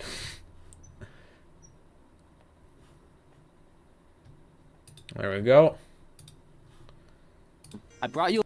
Alright, you guys remember Neo Yokio? This isn't even an anime, by the way. It's a cartoon. Or... because it's all written by Americans, but... Anyway, let's see. I'll bring her a big Toblerone. I brought you a big Toblerone. You don't deserve this big Toblerone.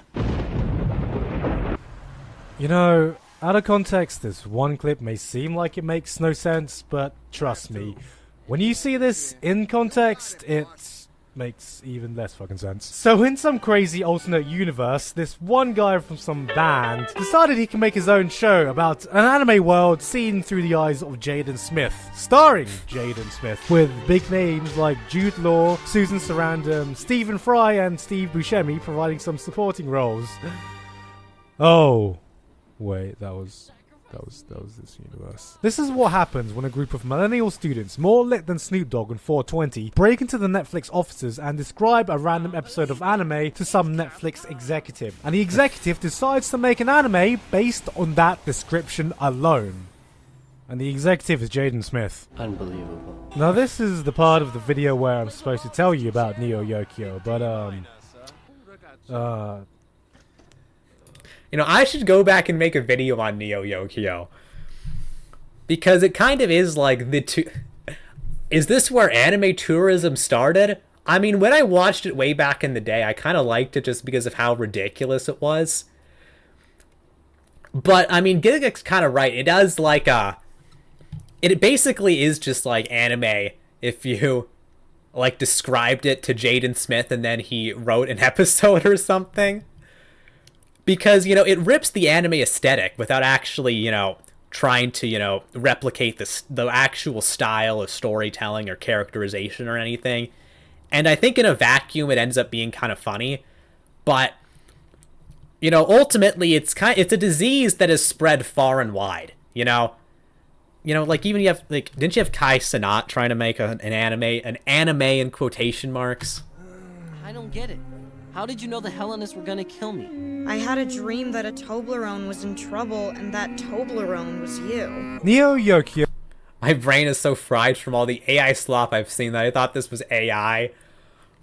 It's like the original AI slop. Is a Netflix exclusive excuse me.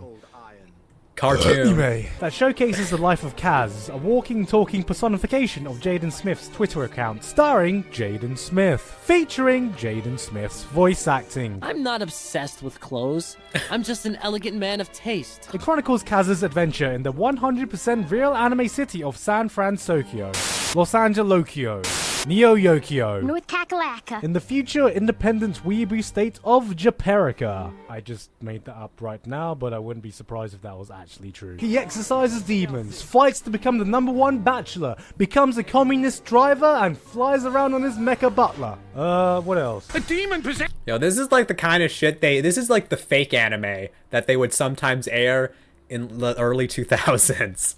It's my field hockey ball. Oh, for fuck's sake. Wait, is this really an anime? Nah, it's gotta be an anime. Look, there's Ranma, there's Sailor Moon. Who even knows anymore? I mean, what was that thing I said literally Look, obviously it's not an anime because it's made by Westerners. 3 videos ago?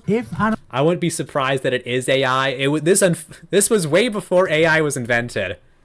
Let's see here. This is videos from 2017.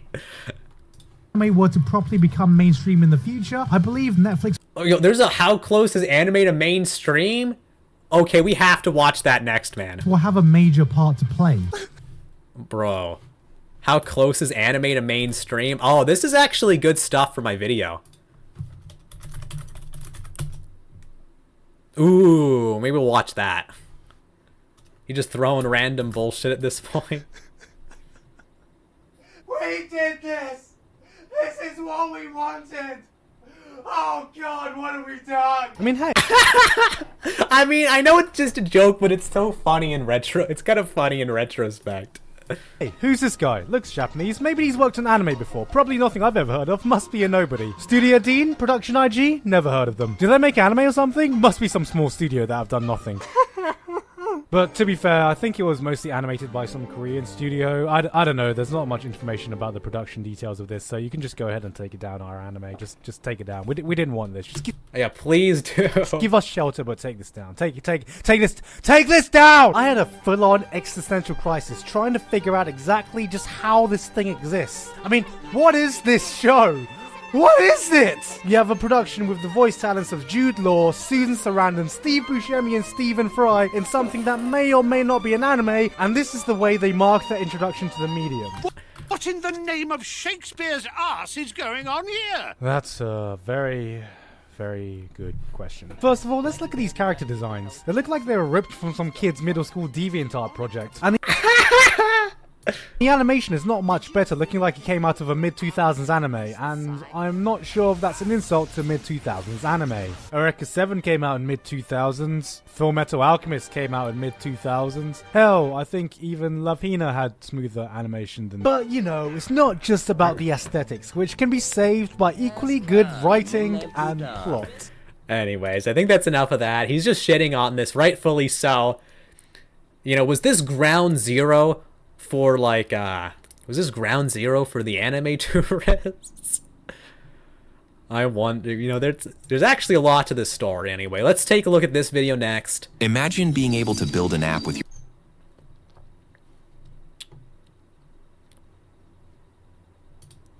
Let's see here.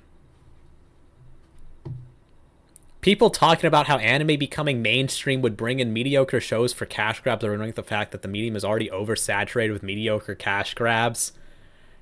I'm not one of these guys who thinks that anime is just total garbage now, but I'd definitely say it's gotten worse since 2017. When you tell your future kid I liked anime before it was cool.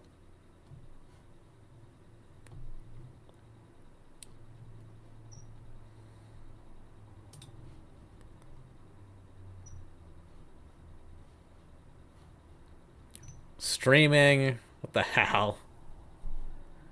What about the recent comments? I guess nobody goes back to watch these videos, right? Like last one's from Toonami coming back in 2012 changed everything. Watching Toonami again got me into Attack on Titan. Late 2000s. Okay, now that's just bullshit. Anime becoming mainstream was a mistake. Yeah, that's the one that gets a few likes. Anime being mainstream was a mistake.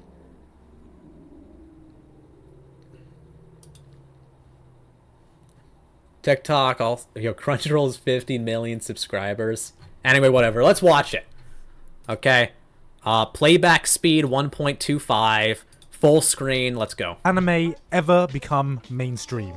Back in 2013, I posed this question in a video inspired by the overwhelming reach of shows like Attack on Titan that had never quite been achieved before, along with other key events like the unexpected revival of Toonami and the success of the Little Witch Academia 2 Kickstarter campaign that signaled a possible change for the industry. Within just these 4 years since then, a lot has happened. Anime has seen unprecedented growth, and recent events have come to light that I feel makes this question more relevant than ever. The medium has never been so close to mainstream as it is now, so I thought it'd be the perfect time to revive this discussion and explore just exactly what has changed in just a few short years, where the industry is now, and where it could possibly go in the future. Because, in my opinion, that question has never been so exciting. Could anime actually be becoming mainstream? Exciting, huh? Now, I know 4 years... I don't know. I know Anime Man Joey has weighed in on the tourist thing. I'm not sure if Giga has. Doesn't seem like too long time to reevaluate this discussion, so to get an idea of just exactly how much has changed, for those of you that don't remember, let me paint the picture of what it was like back then.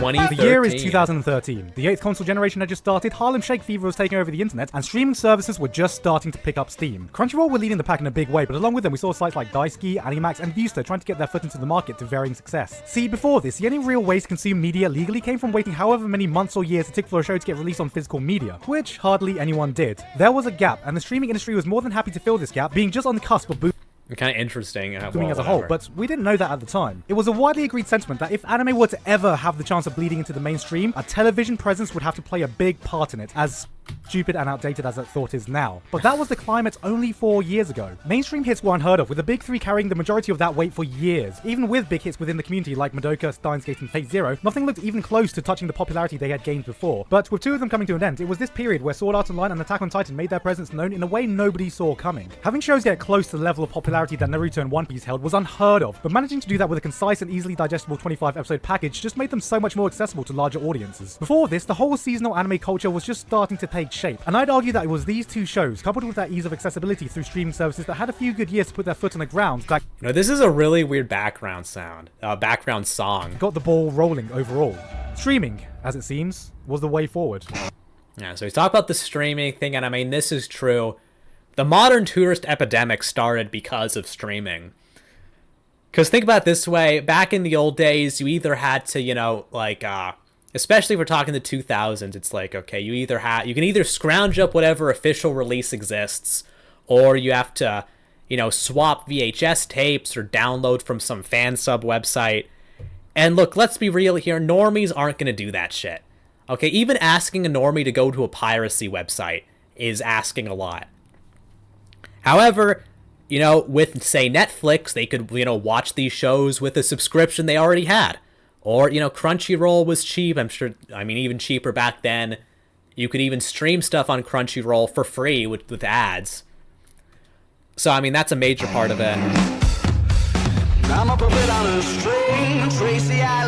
There is no question how big a part streaming has played within these past few years for anime. If the boom in the early 2000s was due to the internet giving increased accessibility leading to the rise of fan subs and torrents, this era of streaming and simulcasting is where that accessibility reached critical mass. The one to most obviously benefit from this was, of course, Crunchyroll, especially when you consider just how massive they've become at this point, and in turn how rapidly they have ascended to the forefront of online anime distribution. To think that back in mid-2012 when Sword Art Online started airing, Crunchyroll had less than 100,000 paid subscribers, and since then they've experienced exponential growth every single year, doubling to hit 200k by March 2013, doubling again to hit 400k by November 2014, jumping to 700k by October 2015, and managing to hit a 4 million by February of this year. That's crazy, because they have 15 million now. Jeez. How much did the COVID boom actually do? Piracy sites back in the 2000s realized the preservation. Official companies. Yeah, that's the thing. You know, piracy is just it's just necessary as far as media preservation goes. I mean, for anime, it's not as bad because, you know, you can copy DVDs more. You can, you know, watch DVDs a lot easier, right? But video games, it's a lot worse. But look, a lot of these shows, you know, they don't get official re-releases. Sometimes they don't get official releases in the West, or a lot of the time they're not even on streaming platforms too, right? Like 86, you can't watch on Netflix anymore. They removed it. So if you want to watch, you either have to pony up for the Blu-ray or you gotta pirate it. That's a 10-fold increase in less than 5 years, which is an astounding progress as far as raw numbers are concerned. Every other competitor always That hurts when it comes to lost media that didn't get preserved. I mean, yeah. seem to be just a step or two behind them, and it's only just recently with the intervention of multi-billion mega corporations that we've actually seen some competition. One of them, of course, being Netflix. Now, Netflix saw its own massive growth these past few years, but instead of being in the anime sphere, it pioneered the way the populace consume media, shifting us over from TV to online, on-demand streaming. Remember that outdated mentality that anime had no chance of being mainstream without television? Well, without Netflix leading that charge in streaming, it still would be that way, which is why the company taking an active interest in anime may be one of the best things to happen to the industry. Maybe. Ooh, let's hear it. Maybe. We'll get back to that. Having a mainstream mega hits, SAO, Attack on Titan, One Punch Man, all available on Netflix only increased their spread, and you had people like Bill Burr tweeting about how he watched One Punch Man on that platform. Oh my god, what the hell? But I would be hard pressed to assess the impact of streaming services for anime without acknowledging the other side of the spectrum.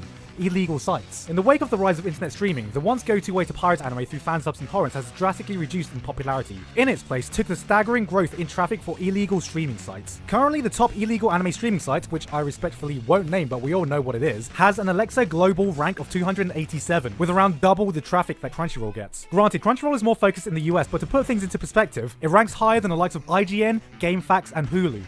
Man, based. That's right, the biggest illegal streaming service for anime gets more traffic than two of the highest ranked video game media outlets. I mean, to be fair, by this point, who the hell is using IGN? And does anyone even use Hulu? And one of the biggest streaming services in America. And that is just one site. Whatever your opinion on illegal services is a topic for another video, but it's hard to deny the reach that streaming has given anime over these past few years. And that's not even all that's been happening. One thing that's really caught my attention recently is... I mean, it's a funny case because Crunchyroll started off as a piracy site. They always miss that, interestingly enough. the opportunity to experience anime more commonly in a place that I never really could before.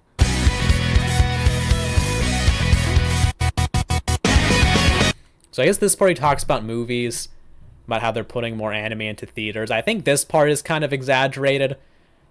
I'll have to look into it again, but even like even the most popular anime, I mean, and this was in 2017. I mean, how much money did Your Name actually make in theaters, did he say? Outside of big franchise films, it was rare for anime films to ever get screens anywhere, and while screenings were slowly popping up here and there, the demand exploded last year with the release of Your Name. This film took the anime world by storm, obliterating every kind of record in its path, eventually overthrowing Spirited Away as the highest grossing anime film, and becoming the 7th highest grossing traditionally animated film of all time, beating out the likes of Disney classics like Pocahontas and The Hunchback of Notre Dame. You know, he says that, but I guarantee 90+% of the box office came from Japan. Within our community, the buzz for it could not be higher. Your Name had some flaws in its plots. It exploded due to how well the animation was. I mean, maybe... I mean, like, you can argue a lot of stuff about, like, why X became popular, you know? Calling for one of the widest screenings I've seen here in the West for a non-franchise film, and in Asia it was topping box offices left, right, and centre. You couldn't jump on the London Underground during that time. Let's see. Without the Hunchback of Notre Dame. Within our community, the buzz for it could not be higher, calling for one of the widest screenings I've seen here in the West for a non-franchise film, and in Asia it was topping box offices left, right, and centre. You couldn't jump on the Asia. Where's the numbers? London Underground during that time without passing a good 5 Your Name posters before reaching your destination. And I hope what this really marks is the increased presence anime could have in theaters in the future. Now there are more screenings than ever before if you live in populated areas. And okay, so we never even, I guess he doesn't even say it. Anyways, though, let's skip ahead to this part. Back in the day, we could only speculate how much of an impact we had overseas, or how much shows like Cowboy Bebop were really made with an international market in mind, with it being a seemingly impossible idea that the West could ever be able to collaborate with Japanese companies beyond big-budget, high-profile projects such as The Animatrix. Then, on January 4th, 2014, a certain show premiered in a fashion that nobody could have expected. Now this has not aged well.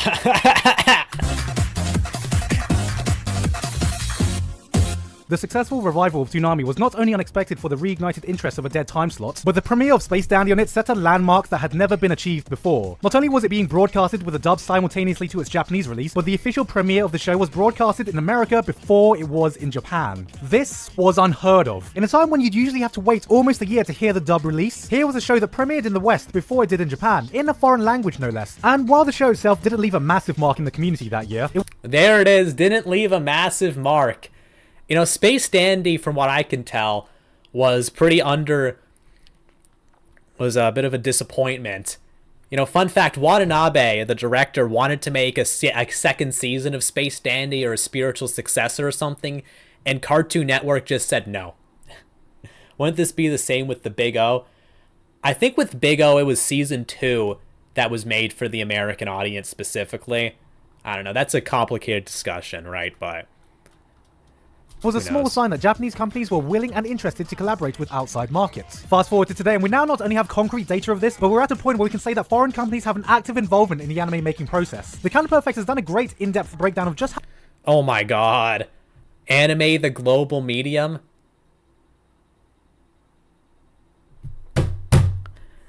Canepa describes all the factors that make anime no longer just a part of Japanese culture, but instead a global medium that anyone can enjoy and create? Okay, Giguk is a total... Oh my god. Am I gonna have to watch this? Anime Canepa effect.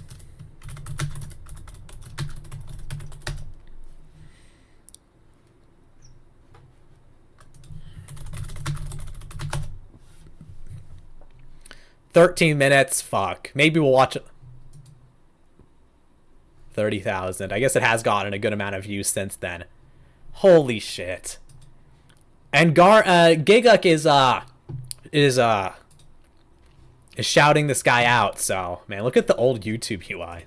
how global the medium of anime has become, not only for companies involved, but also for individual staff members who work on anime. The days of anime being exclusively produced domestically in Japan, only to be licensed and distributed down the line to other countries, are slowly coming to a close. It's no secret that a lot of animation is outsourced to other Asian countries like Korea and China, and with heavy international involvement of recent productions coming to fruition on top of that, it's clear that the global market for our beloved medium is booming. More and more, we are seeing the gap closing between the Japanese and international industry. You have foreign animators given key positions in anime productions. Crunchyroll went from simply licensing anime to now becoming a part of the production committee to fund anime, finally bearing fruit with the release of Masamune-kun's Revenge and Kemono Friends this year. Creator of the Boondocks LaShawn Thomas has also led the charge with shows of truly international collaborations, firstly with Cannon Busters, which was animated by Studio Satellite, and more recently with Children of Ether, the world's first Crunchyroll original anime that includes key staff from big names who have worked on some massive titles and animated by a studio with ties in both Japan and France. On top of this, let's not forget that one sensation that blew through the internets last year. Okay, so how is this supposed to be a good thing, by the way? It's so lame how you post the celebrity backing and reduced social stigma of anime as a good thing. It is. Alright, and look, back in the day, among the general anime fandom, it was seen as a good thing, even by otakus like Giguk. And I mean, I don't know what exactly Giguk's opinion is now. I mean, I know the anime man has, you know, talked about the tourist problem a bit.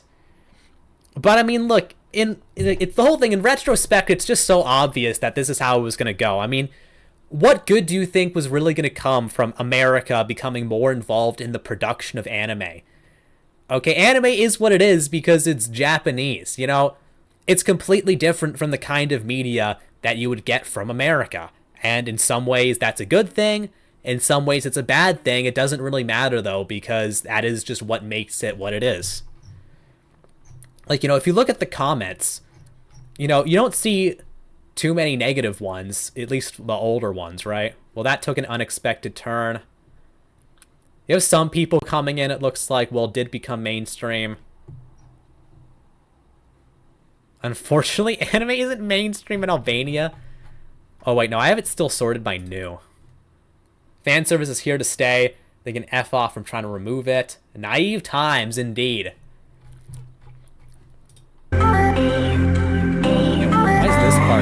Yes, I'm sure Shelter is still very fresh in our memories, with it just coming out under a year ago, while also being the sole cause of death to an R yeah, and this is just some music video. Anime mod every time it's mentioned. Though Shelter was just a 6-minute animated music video, it represented a lot more, being the passion project of Porter Robinson, who, with the help of Crunchyroll and A1 Pictures, turned his vision into a reality. It showed us with the right amount of passion, funding, determination, and connections, a simple fan of anime could make their own anime. You know, and actually Giguk has made his own anime too. Okay, so here we have another Westoid making anime. So it isn't even really anime, let's be real. The unreachable dream many of us thought would be impossible had happened, which leads us to the industry today.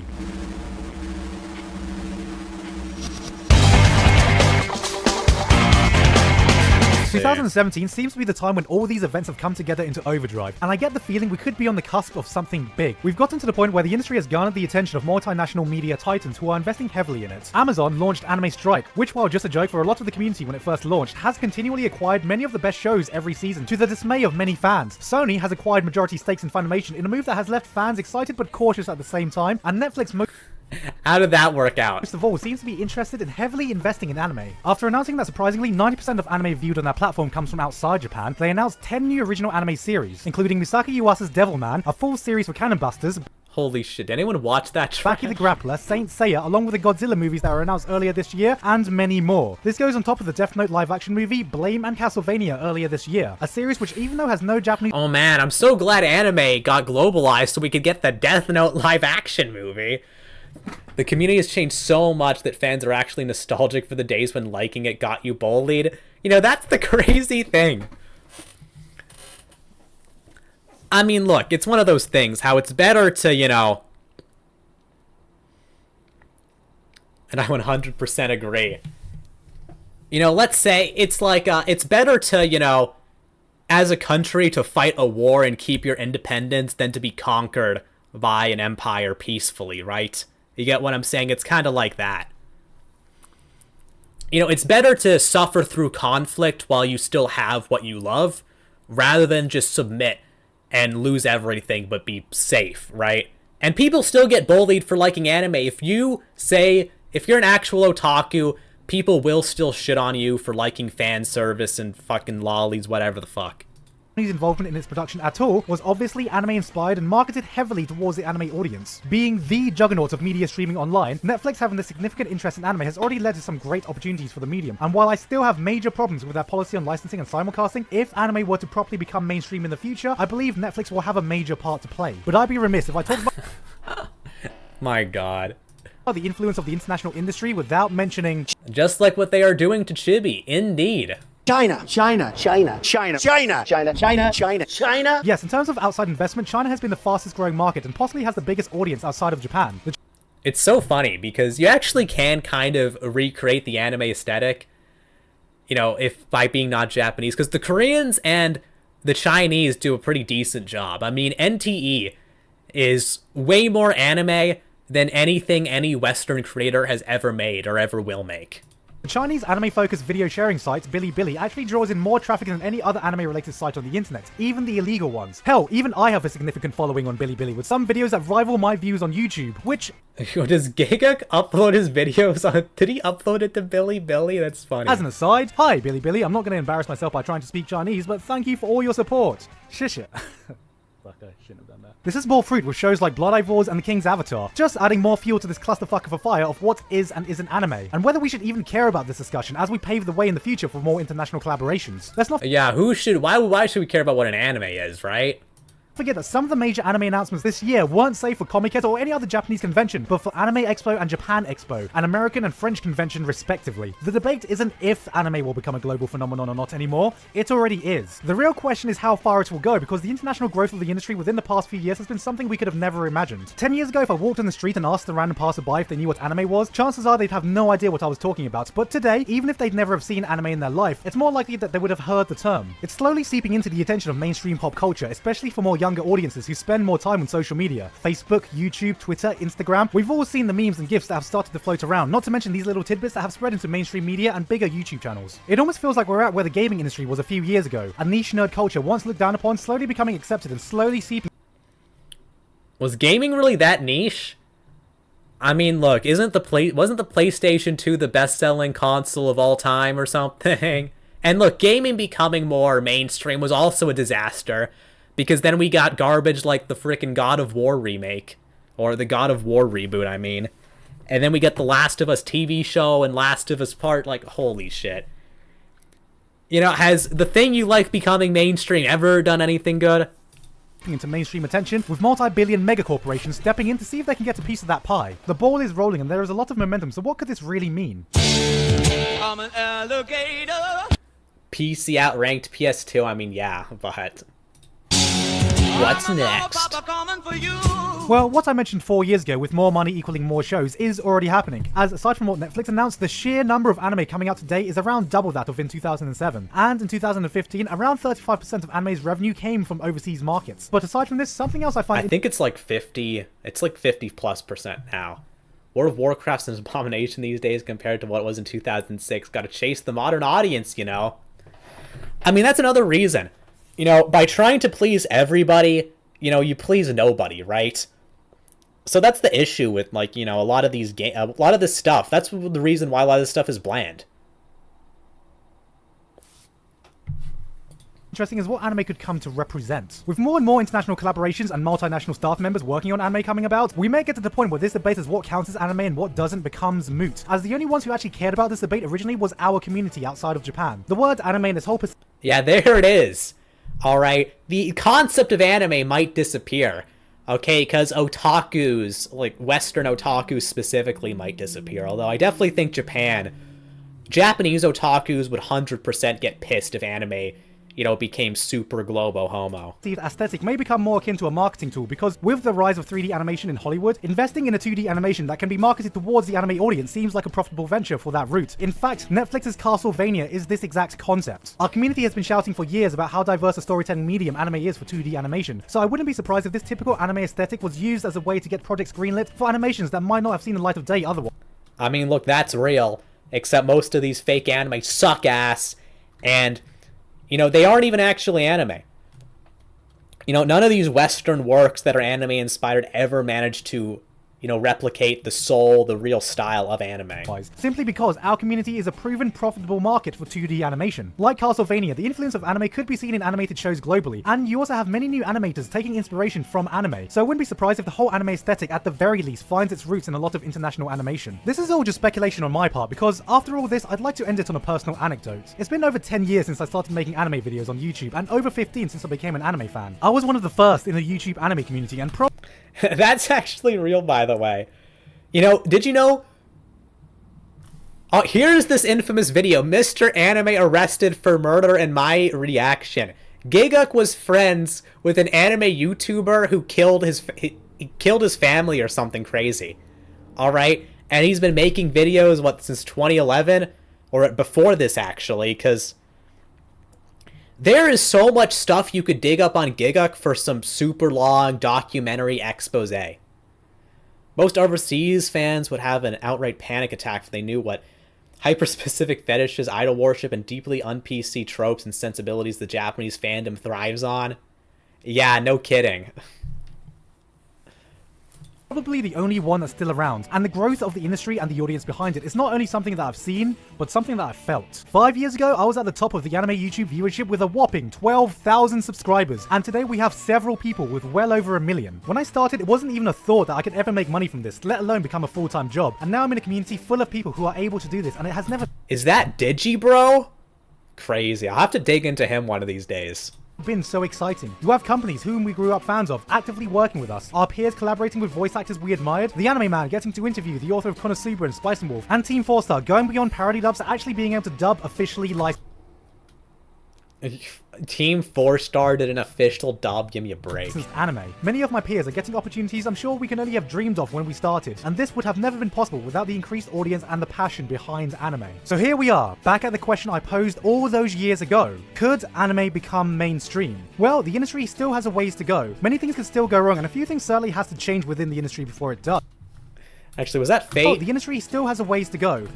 A reminder that Fate is an arrow gay. It's always funny when you see a Catholic or something with a Fate profile picture like Saber or something. Now they'd combust into dust. Glad BA Community Gate kept him out some months back alongside Connor and Iron Mouse. Saw him as a Trojan horse for jackasses to flood right in. Yeah, basically true. That Digibro vs. Giguk panel at the inaugural Crunchyroll Expo in 2017 was legendary. Many things can still go wrong, and a few— Well, maybe we'll look at that next time. A few things certainly has to change within the industry before it does. There's no way that the industry is sustainable right now with the common knowledge of how overworked and underpaid animators are. Some even passing away due to overwork. One way or another, the industry will have to reform, and with the amount being invested into it, there's always a chance that the bubble will burst, causing the industry to crash. You know, the crazy thing is that anime got all this money from overseas, yet they still don't pay their animators. Or equally so, the inclusion of mega corporations getting greedy could cause the current growth and interest in anime to halt, and we might never see the same momentum we are now. Nothing is set quite in stone yet, but no matter how you look at it, the tides are changing, and whether you like it or not, anime has never been as popular or as close to mainstream as it is now. For better or worse, a lot is happening, but if I could today take you on this journey on all the exciting things that have happened for anime in the last 4 years since I first posed that question, come the next 4 or 5 years, who knows where we could be. I'll just be happy. Yeah, people cried about Prisma Ilya, looking at you, Mappa. So, is there anything else after this? Hey guys, hope you enjoyed that video. Thank you very much this month. So there's that. But yeah, you can see that the tone was completely different back then, you know? For like this, the anime tourist thing. Because these days everybody hates tourists, okay? You know, back then in 2017, I would still say that the anime culture was otaku dominated. I mean, this was, you know, right before the, you know, the COVID boom, right? Or a few years before the COVID boom, I mean. Of course, Giga takes the fence-sitter's position. Yeah, that's exactly what he does. Like, this is as fence-sitting as you could get on this topic. He's just like, oh, this is what's happening. Could be good, could be bad. I mean, it's better, but, you know, I would say he still leans over to the good because of the tone of the whole video. He doesn't really show any real skepticism for the idea of anime becoming mainstream or globalized or whatever. Like I mean, I don't know exactly what his opinion is now. I mean, he's made his own anime. Or, you know, anime in quotation marks, because I wouldn't say something red. I think he's like a Thai Brit or something. I think he's from the UK. Let's see, what else do we got? We've seen the memes. Oh, Sea Dog VA, Connor's in here.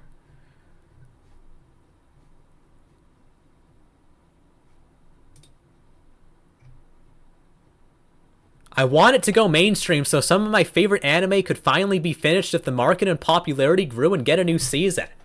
I'm just dying to know what this guy's favorite anime is, because unless it's... Because look, the only stuff that would actually be more likely to get a new season is more mainstream shit, which is probably going to get a new season anyway. Now anime is completely mainstream. I think it was unavoidable. I kind of don't want anime to become more mainstream, not for hipster reasons, but because I'm concerned how that would influence the medium. I'm worried corporate ambition could force it to become too popular too quickly, which could strain the industry and oversaturate the market. Ultimately, I just don't want anime to lose that special something I fell in love with. So you do have some skepticism from this guy, Ethame Shep. I bet they were saying that now. Import iShow speed gif here.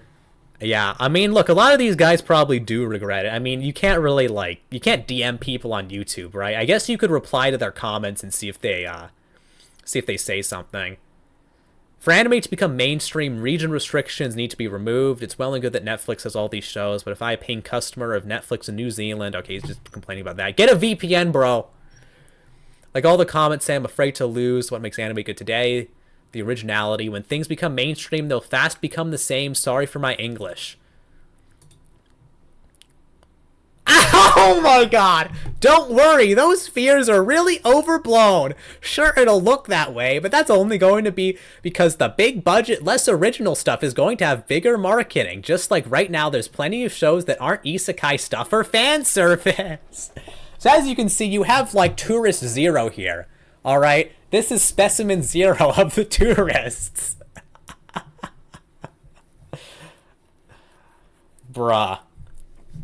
A lot of anime is focused on having certain traits be left unchanged between shows. That's what makes it recognizable. The Japanese like to keep things the same within tradition. I agree with you in the sense, though, that going mainstream will mean the very Japanese weirdness and sexuality will probably become more and more rare, and that weirdness is something that keeps anime different from American TV cookie-cutter bullshit. Fears were overblown. That didn't age well.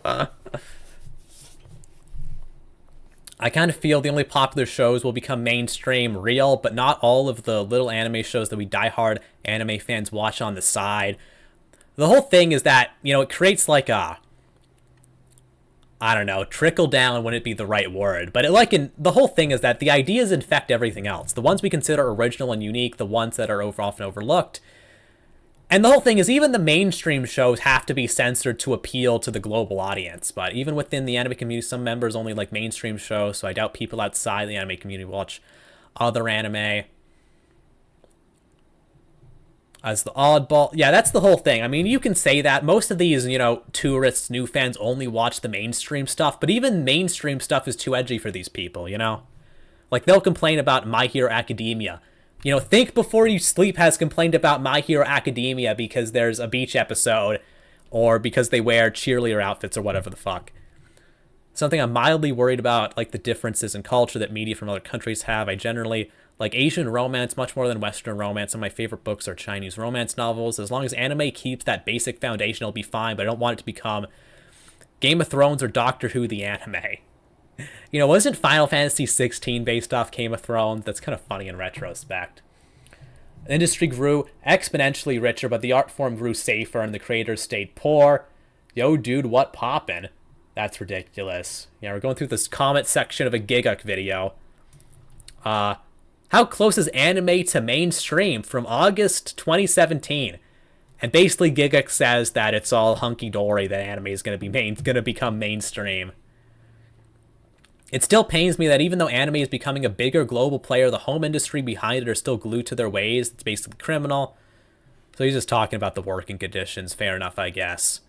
I really just want Hollywood to stay out of anime because Hollywood can't be bothered to change the way it makes movies in order to adapt to new times. How can they be expected to change or adjust when making a movie rooted in a completely different culture and or social group? But this is from 5 years ago, so he already had a taste by that point.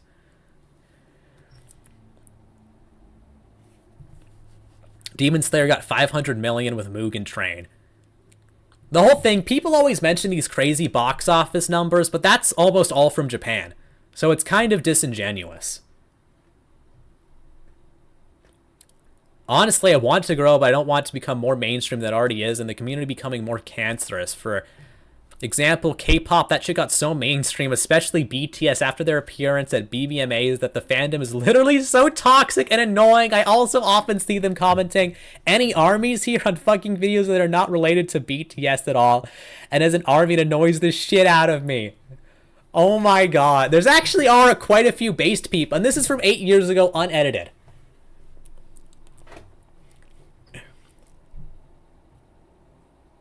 Oh my god.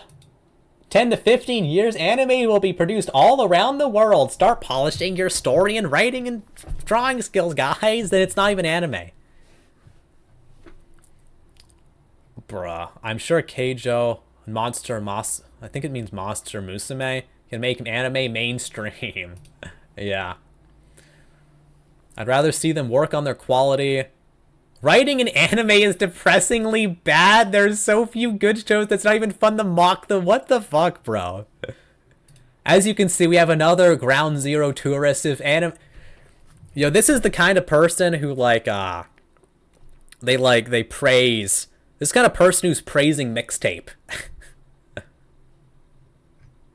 Fuck. Kiss anime. Those were the days. Dude's talking about My Hero Academia Season 3. Snake Revolver 66? Dumbest anime take. What did he say? Tourist fatigue. Yeah, no kidding. Happy weeaboo. When anime becomes mainstream, the fucking normies will ruin everything. Quote me on that. Holy shit. Oh man, I'm surprised by how based some of these guys. I mean, the top ones were weren't the best, but shit. I guess he had a Rick and Morty profile picture. It will never happen. It's like asking if Japanese movies would become mainstream. Oh yeah. I should respond. Already fucking happens. Bro was a prophet.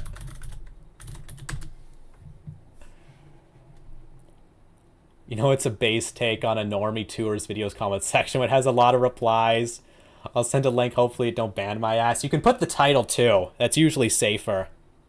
2017 was such a better time. No kidding. I didn't think anime fans were pretty based back then.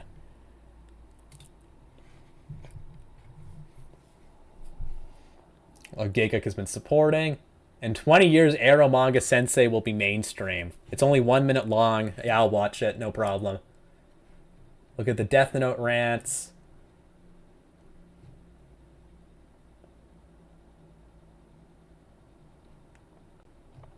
Let's see. Made in Abyss hype. Oh my god. Yeah, no shit, we want the community to stay niche.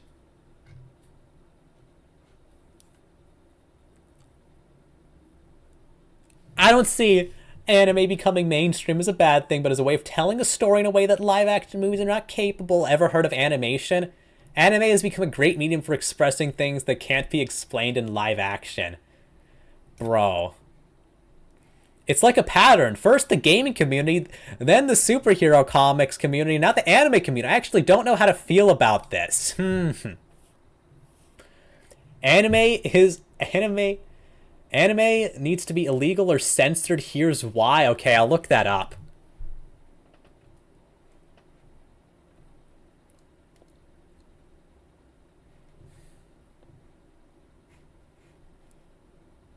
Giga predicted it 7 years ago. Anime is mainstream now. It's crazy, though. Yeah, so actually, some of the comments are pretty based. The top ones aren't so good, but, you know, not better than I was expecting. I'll have to bring that up in the video. Anyways, though, so anime needs to be illegal or censored. Here's why. Or you said it was Revolver Snake? Snake Revolver 60. So I'll just go to his channel. Anime.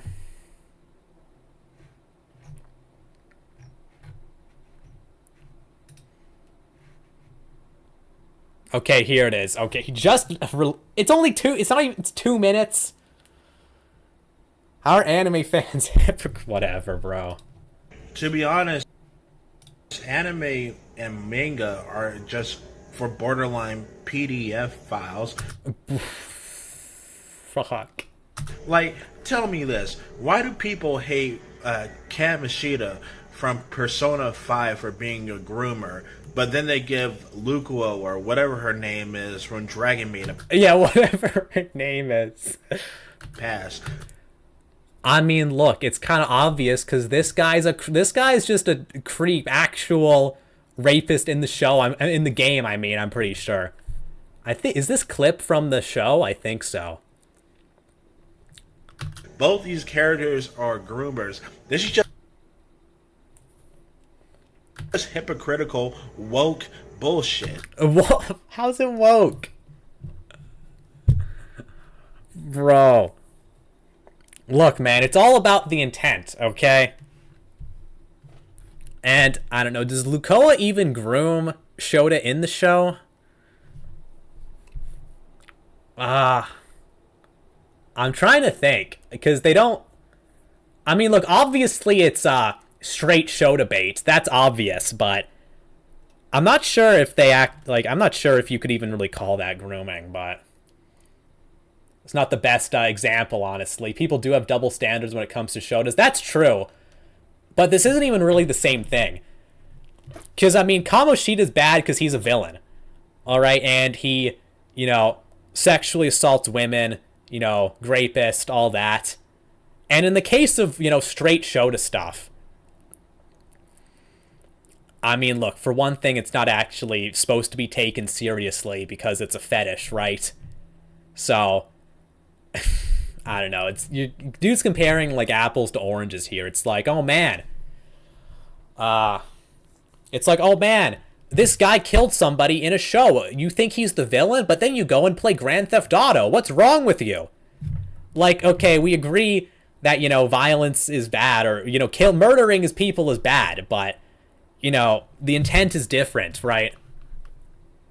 I was actually having a nice, rousing time reading Soul Eater because, hey... There's no way he's reading Soul Eater and he's complaining about this. It had some nice action in it, but then I get to this inappropriate, indecent scene. These characters aren't even adults. And then it gets even... So both of them aren't adults? Worse, with the character Meika... also has a perverted moment. Like, this is just some borderline Jeffrey Epstein type shit. Now, I live in a very Christian and conservative town, so I'll be putting these books up for a local book burning because this is just illegal. He buys up to volume 15 before reading any and talking about this. Did this guy watch the anime before buying all the manga? This is just indecent. I can't believe public libraries actually allow these in America. The Japanese people have a very sick, twisted mindset. Oh my god. JRPGs. Oh. And catch that hand. Anime, manga. He has Scott Pilgrim, by the way. Like, all this shit just needs to be... Holy shit! This has to be rage bait. Look at all the fucking manga he has. Big Jeff. This guy sounds like he has a speaking pattern. He could be impaired. Very likely. He has that. That's all Dragon Ball. I don't know. I guess is that One Piece? Akira. Oh my. Okay, Dragon Ball has some sus stuff. Scott Pilgrim is in here for some reason. The only animes that we should allow are One Piece, because One Piece actually has adult characters and is actually mostly wholesome. Has some cool fights. But everything else, like Dragon Ball... has a billion copies of Dragon Ball! Scott Pilgrim. Which isn't even a manga. But everything else just needs to be Nami was 17 in Arc 1. banned, because a lot of this media is just indecent, inappropriate, and it should just be illegal. It should be illegal. What the fuck is he playing? Dragon Maid just needs to be outlawed. And so, this is Witcher. So is he playing Witcher while reading manga? What the hell is this guy doing? Banned in general. Like, if you like Dragon Maid, you just need to be put on a watch list and eventually arrested and forced into prison. Forced into prison. Oh my god. Is this the time to use the word LARP? What the hell? I guess it is rage. I mean, is it? I like how serious you seem. I love how you can just tell it's rage. Is it rage bait? I mean, he doesn't heart that one.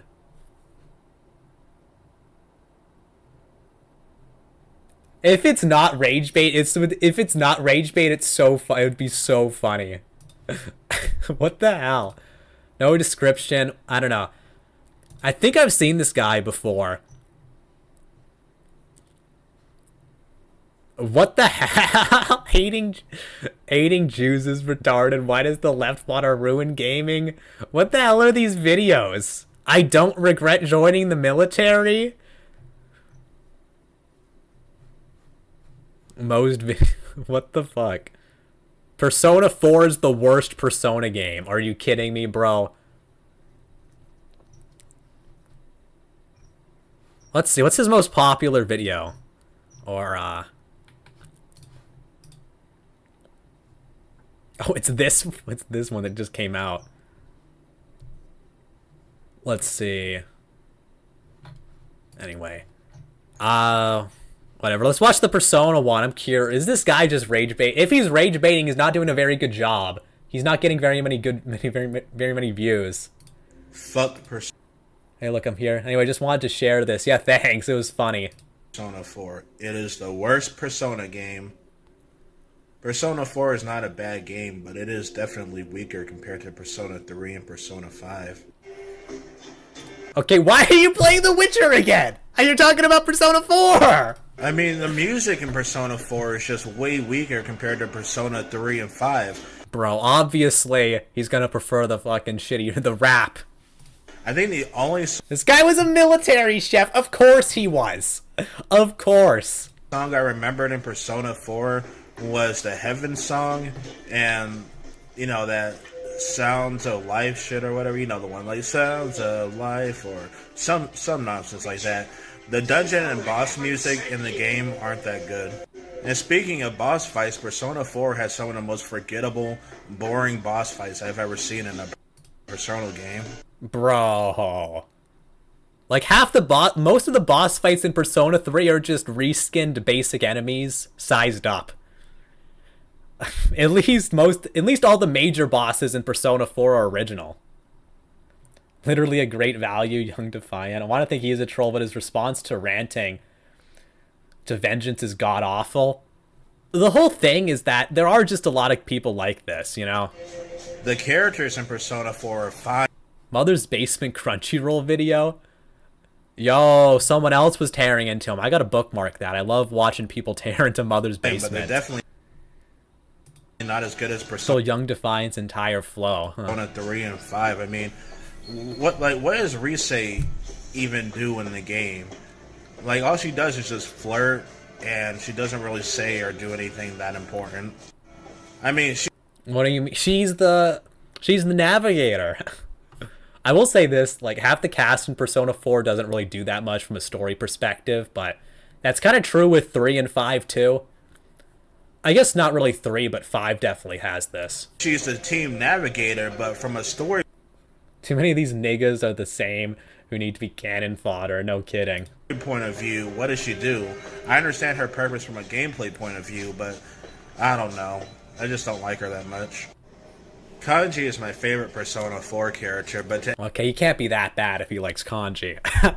anyone who thinks he's gay or transgender, same for Naoto, to anyone who thinks those characters are LGBT, Naoto. I just want to say you are very desperate for representation, and you're also media illiterate, and those characters are factually straight. Talks about Persona and plays Witcher.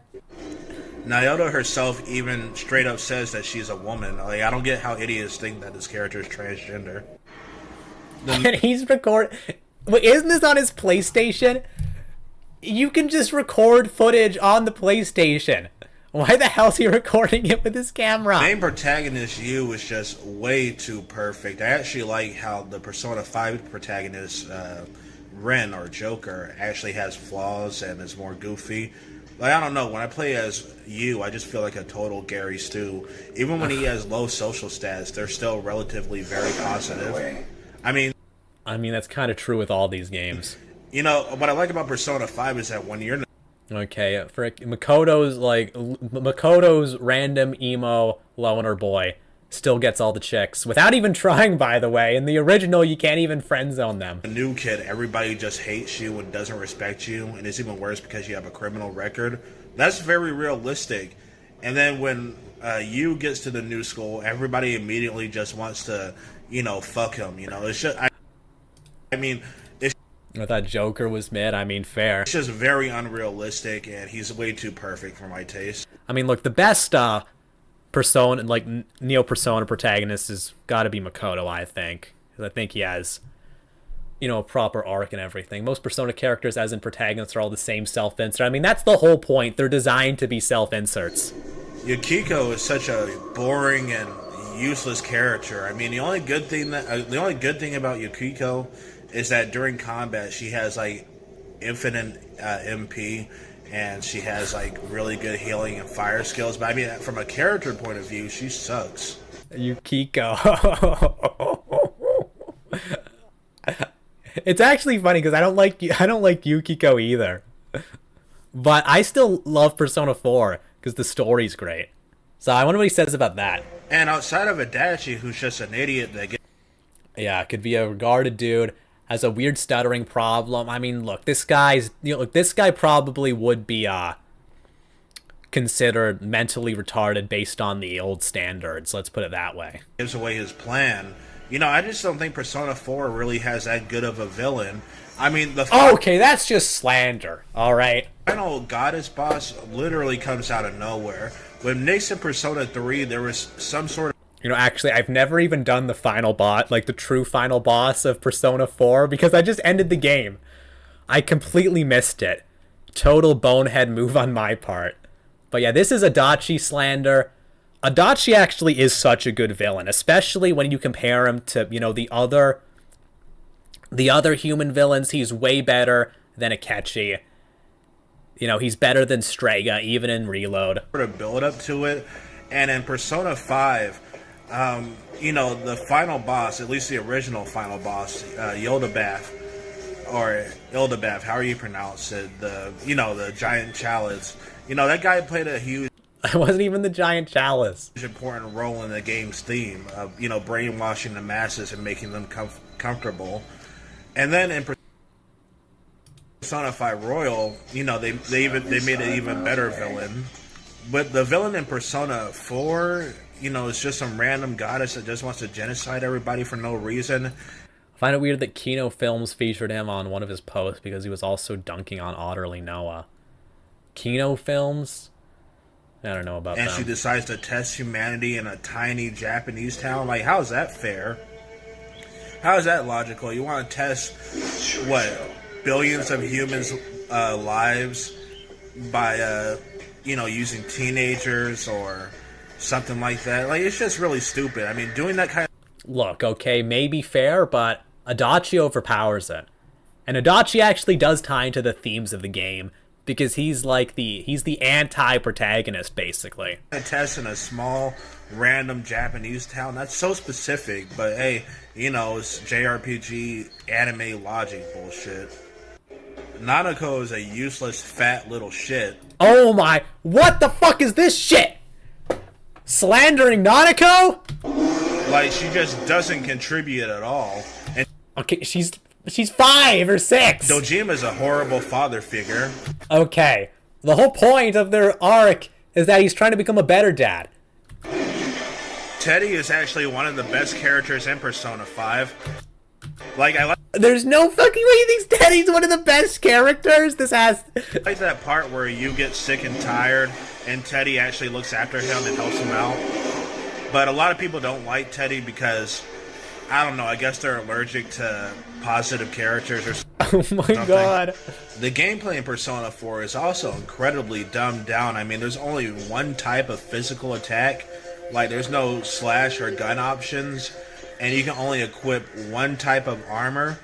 I mean, equipping one type of armor, that was the same for Persona 5. But at least Persona 5 balanced things out by having, you know, new abilities. What's this guy talking about? You have armor, you have an accessory, and then you have shoes, I'm pretty sure. More strategies. Bad rage bait. Is it rage bait? If it's rage bait, he's not doing a good job. Only 600 views. During battle and better equipment options. Persona 4 is just way more limited and just way more stupid. The dungeons in Persona 4 are also just very lame and not interesting.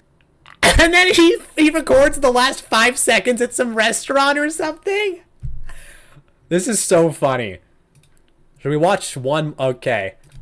Should we watch one more? Probably not.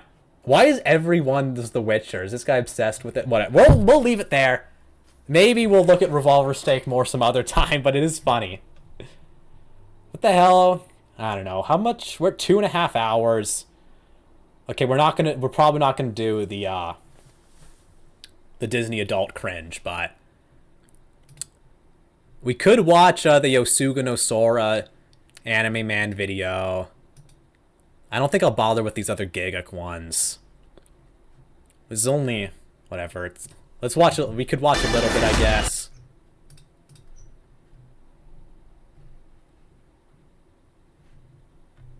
Or actually, let me just summarize this, see what he says, or see what the AI says. Because the whole point I brought this up is because Joey was out here saying that he liked the incest anime.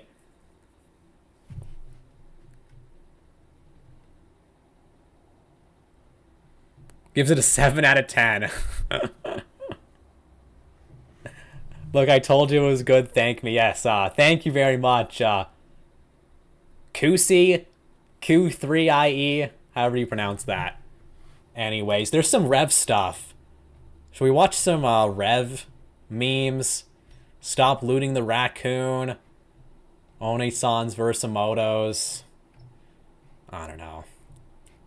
Stop looting the fox girl. We'll watch one. Okay? We'll watch one.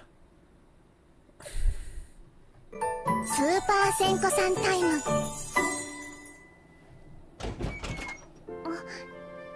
帰りなのじゃ。今日も遅くまでお疲れ様じゃ。早く入ってわらわに世話されるがよい。Hey, what's up? It's your old pal Rev here. It's been a while since I made one of these videos, but I've come back here today to check up on you. I know, you're gonna say, Rev, you've already held me accountable for looting characters in the past, and I've paid my debt to society. And that's true, so don't worry, I'm not here to follow up on your previous lewd behavior. I'm here for a different purpose. I want you to think of me as your anime probation officer. Oh my god. I'm here to make sure you're still on the up and up. Since the release of this new anime, it isn't clear if people are protecting Senko or not. But I think people have learned their lesson at this point, and they would Wait, I've seen that fox girl on some other sites, indeed. never lewd this innocent fox girl. She's like 600 years old, by the way. But still, as your anime probation officer, I have a duty to make sure your behavior's in check. So I'm going to take a quick look around. It probably won't turn up anything, but I want to leave no stone unturned, so I'm sure you understand. So do me a favor, keep an eye on Senko while I do a quick search. Oh my god.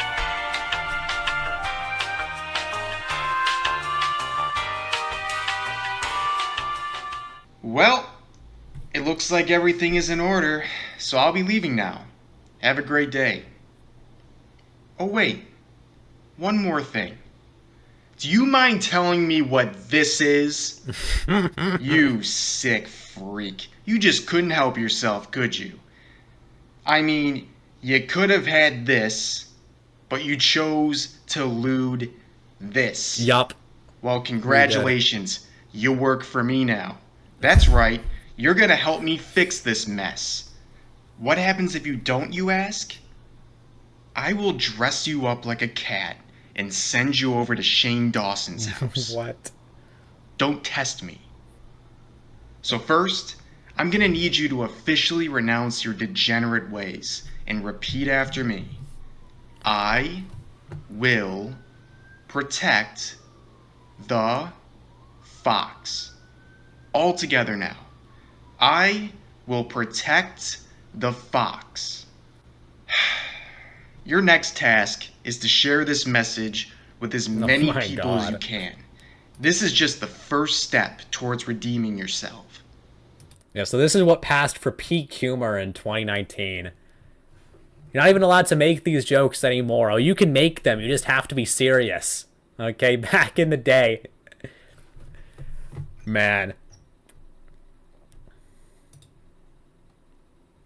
You know, it's funny. You know, Rev used to make these kinds of jokes, and now he's retroactively trying to claim that making this ironic meme is somehow evidence of him always being, always saying that, you know, lollies or hentai was degenerate or something. It's kind of crazy. But, let's see. Should we watch another one? Rev used to have Kino stuff back in the day, but now he's just a drama channel. It actually is kind of sad. Like, because, you know, he used to, you know, people shit on Chibi reviews for not talking about anime enough. Rev Says Desu, even though he's a VTuber, still has his anime girl profile picture, started making anime memes, did anime news. He never talks about anime anymore. It's all just e-drama bullshit. I guess he talked about this, but I mean, this is some VTuber thing. Shoe on Head and VTuber, Expedition 33, Anita Sarkeesian, Fillion, VTuber, more video game stuff. He's got like 100 videos on Hassan.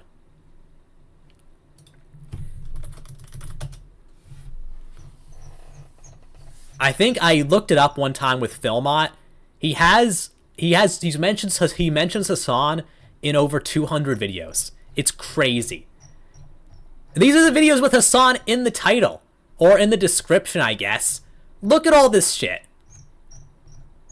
Oh my god.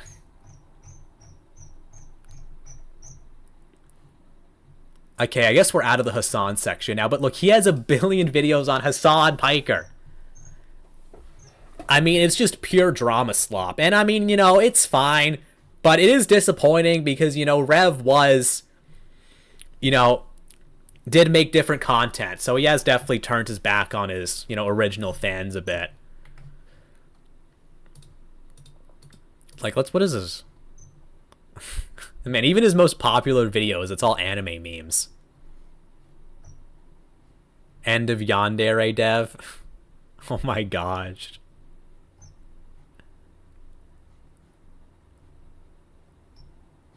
Three years ago. Man. He's gone downhill at this point. Yeah. Anyway, I guess we could maybe watch one more. What one would be funny? I don't know. I mean, I don't think they're really even that funny anyway. I'm just looking into this because I'm making a video about this era of the anime fandom, but anyway. I thought about watching some Mother's Basement stuff too, but I couldn't find anything good. Mother's Basement sucks. Okay? Because not only is he fake and gay and a tourist, but he doesn't even have any videos where he doesn't have any videos that are so unbelievably bad that you can like make content out of it. So what the hell's it called? Avatar is an anime. This is probably his worst video. I don't want to watch it today. Maybe we could do it next time. A lot of anti-tubers go from anime content to drama, react, slap, and or does a 180 and denounce anime content. It's sad, but I know who to avoid because of that. I mean, look, it goes back to the whole thing. Like, you know, I think in Rev's case, it partially was ideological, religious, because he's a Christian and he doesn't want to make videos about censorship or, you know, defending, you know, lollies or whatever. It's generally more lucrative overall. You know, it's like why the Anime Man started doing, like, lifestyle vlog type content, right? You know, trying to just chase infinite growth for your channel. So it just inevitably leads to you abandoning whatever you did originally. But anyway, we'll maybe watch this next time. I was going to make a video on this, and I guess I kind of did when I made my Mother's Basement video. But yeah, he not only says Avatar is an anime, but he also says that Steven Universe is an anime. It's completely insane. So we'll put that on the to-do list. But what else did I have? I thought about talking about this video, my problem with Berserk. 14 minutes. Maybe we'll talk about it next time. There's also this Anita Sarkeesian clip. Maybe that'll be the... Let's do this. So how about we talk about that? And then I was thinking we'll do one episode of Anime Exposed. So I already watched episode 3. We could rewatch it. I don't know where's episode 4? Up here. Or we could do this one and look at the Death Note. I guess we'll do 4 maybe. How the fuck did he come to that conclusion? If we're talking about the him thinking Steven Universe is an anime, it's because Steven Universe is vaguely inspired by anime. Should Christians play Fortnite? That's funny. But anyways, I guess we'll do this one because I haven't watched it yet. And then maybe we'll talk about this some other time. We'll just watch the Death Note part though, because I don't want to be here all day. And yeah, unfortunately, we don't have part 2, so we're not going to be able to talk about how we're not going to see them talk about Evangelion or Full Metal Alchemist, unfortunately. But anyway, and then after this, maybe we'll do Anita Sarkeesian, but let's see. I give you another warning about this. This stuff is dark, and if you don't struggle with this might not be the documentary for you, but we are on part 4, the final finale of this thing. And this kind of really shows you where a lot of these animes are leading up to. Its culmination ends in an all-right attack against God and his government, and and they start with Death Note?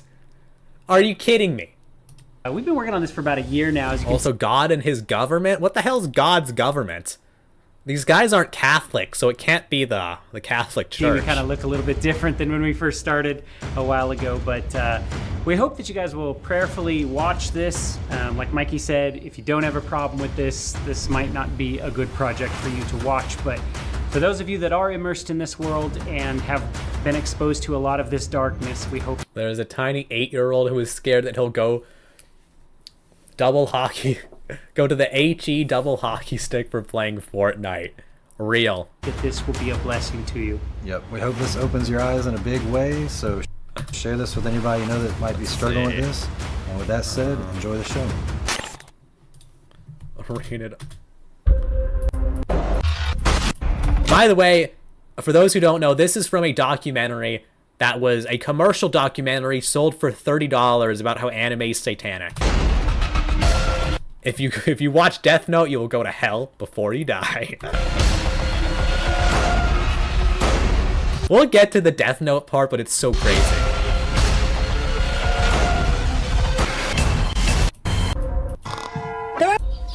Okay, so it's just so funny because they start with an anime establishing shot. Alright?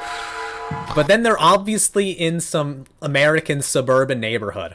There are many in the book. Oh. What? Girl, did you stay out here all night? Yeah, I guess so. I don't even know when I fell asleep. There was just one twisted thing after another. Come on in. We should really start locking that door. Man, you guys are already on this. Crazy how they have this show on Netflix. Yeah, especially when kids have access to it, and most I really don't think Death Note is the worst thing they have on Netflix. parents have no idea what it's all about. Did anyone else have trouble sleeping last night? You've got to stop what? DI character, anime characters in my anime. This is what anime is gonna look like in 10 years. This dark stuff. This is the prophecy that Giga foretold. It's starting to mess with my circadian rhythm. So I did some looking into this Death Note last night too, and let me tell you, this one is shocking, but not surprising. So many animes take a stab at the Judeo-Christian God, but this... Judeo-Christian! Interesting. This attack is often buried in the plot.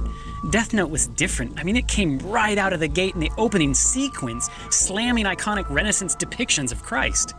Well, it doesn't take a rocket scientist to see exactly who's serving up this deception. When did this one come out? Way back in 2003, and it's hard to believe that it's almost 20 years old. Seems like the whole anime genre is getting darker and more sinister with each passing year. This makes Dragon Ball Z look like child's play compared to this. The basic premise of this anime is about a college student named Light. Go anime budget for 10 who stumbles upon a book owned by a demon named Ryuk. By writing the names in the book... Interesting, they call Ryuk a demon, and they always get the names wrong for some reason. They call Ryuk a demon even though in the show he's a Shinigami specifically. Gives him great power of death.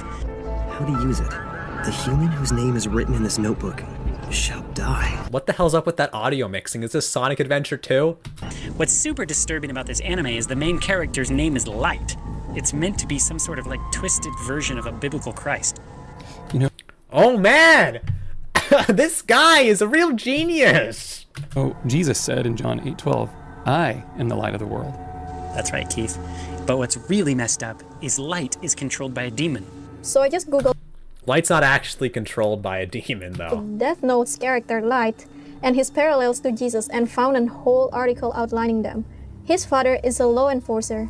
He has a book with names written in it. He proclaims to be justice and rid the world of all wickedness. I am justice! I protect the innocent and those who fear evil! I'm the one who become the god of a new world that everyone desires! I will hunt you down wherever you're hiding and I will eliminate you! I am justice! Light claims that he wants to do all this killing because no one else will do it. He ironically says, This world is rotten, and those who are making it rot deserve to die! Someone has to do it, so why not me? Even if it means sacrificing my own mind and soul, it's worth it. Because the world can't go on like this. Claims to be God. Hear this. I'm not only Kira. Media Literacy Award or something. I mean, the whole thing is that, okay, Light is supposed to be a Christ-like figure, let's say, but he's supposed to be the Antichrist. You know, he's obviously not a good guy, he's the villain. You know, you can I'm pretty sure, I'm not sure if the author ever confirmed it, but I'm pretty sure he's supposed to be the Antichrist. You know, he literally is the false god appearing at the end of the world, you know? And then it's very explicit in the series that he's the villain, though. That's also another aspect to it. But I am also God of the new world. And his mission is to create a new world filled with people who he thinks to be moral. The one who's maintaining order. I never once felt cursed since I picked up the Death Note. In fact, the thought never even crossed my mind. I'm happier than I've ever been, all thanks to this power. I'm going to create a... Light was a character you're not supposed to look up to, like Walter White. Yeah, exactly. perfect world. Wow, light really does have some similar parallels to Jesus.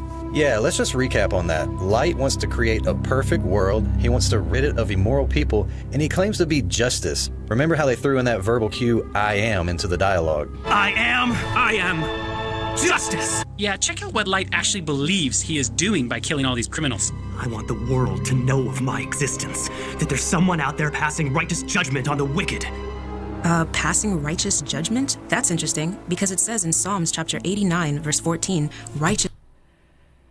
Okay, and this is another issue that I have with this. It's one thing if you talk about the story, but then they start, criticizing, they start analyzing specific lines from the English dub and then compare it to whatever Bible translation this is, Like, if you want the most specific... Because, the whole thing is a lot of stuff can get lost in translation or changed or something, right? I'm not even, maybe they're right about this, but you're not doing a very good analysis this way, in my opinion. Righteousness and judgment are the foundation of thy throne. And one more parallel is how he asks for obedience. You can show me your love by obeying me. That's exactly what Jesus says in John 14:15. If you love me, keep my commandments. In other words, we show our love through our obedience to Jesus. Even though he shares these similarities to Jesus, I'm betting in reality he's more like Satan, because light wants to kill and destroy. I killed them both. I killed 2 men. Those were human lives. It won't be overlooked. Besides, who am I to pass judgment on others? The Bible says it's Satan who is the destroyer. John 10:10 says, the thief comes only to steal and kill and destroy. I came that they may have life and have it abundantly. Light befriends the demon of death, and he is willing to turn his soul over to him. Shinigami, god of death, huh? Well, I'm not surprised. In fact, Ryuk, I've been waiting for you. Oh, that's interesting. I certainly wasn't expecting this. Several Death Notes have made their way into the human world in the past, but you're the first to have written this many names. Look at how many people you've killed in only 5 days. Most are reluctant to write this much. I've already prepared myself, Ryuk. I used the notebook even though I knew it belonged to a Shinigami. And now that Shinigami has come, you're here to take my soul, right? What do you mean? Is that some fantasy you humans came up with? I'm not gonna do anything to you. The notebook becomes part of the human realm from the very moment it touches the earth. In other words, the notebook is now yours. This is mine? If you don't want it, just give it to someone. It's a little excessive to use this long of a clip. But if you give it away, I'd have no choice but to erase your memories of the notebook. So then, you're saying I can use the Death Note all I want and I won't be punished? Let's just say this. You will feel the fear and pain known only to humans who've used the notebook. And when it's your time to die, it will fall on me to write your name in my Death Note. What is a Shinigami? In Japan, a Shimigami is the equivalent... Did you just pronounce it wrong? Shimigami? ...of the Grim Reaper. Japanese Buddhists have a god of death called Mara that is a demon who makes humans want to die. And it's said upon being possessed by it, one should suddenly want to die by suicide, resulting in sometimes being explained as a Shinigami. Nice. They aren't even hiding the fact that Light talks to his demon. The title of episode 1 is called Rebirth. Which sounds something biblical. Yeah, check out what Light actually believes he is doing by killing all these criminals. Look, this is just dumb. I mean... First I wrote the names of the worst criminals I could think of. Like I was cleaning up the world, one name at a time. It's funny. They have this super dramatic, ominous music while Light's doing his evil plan.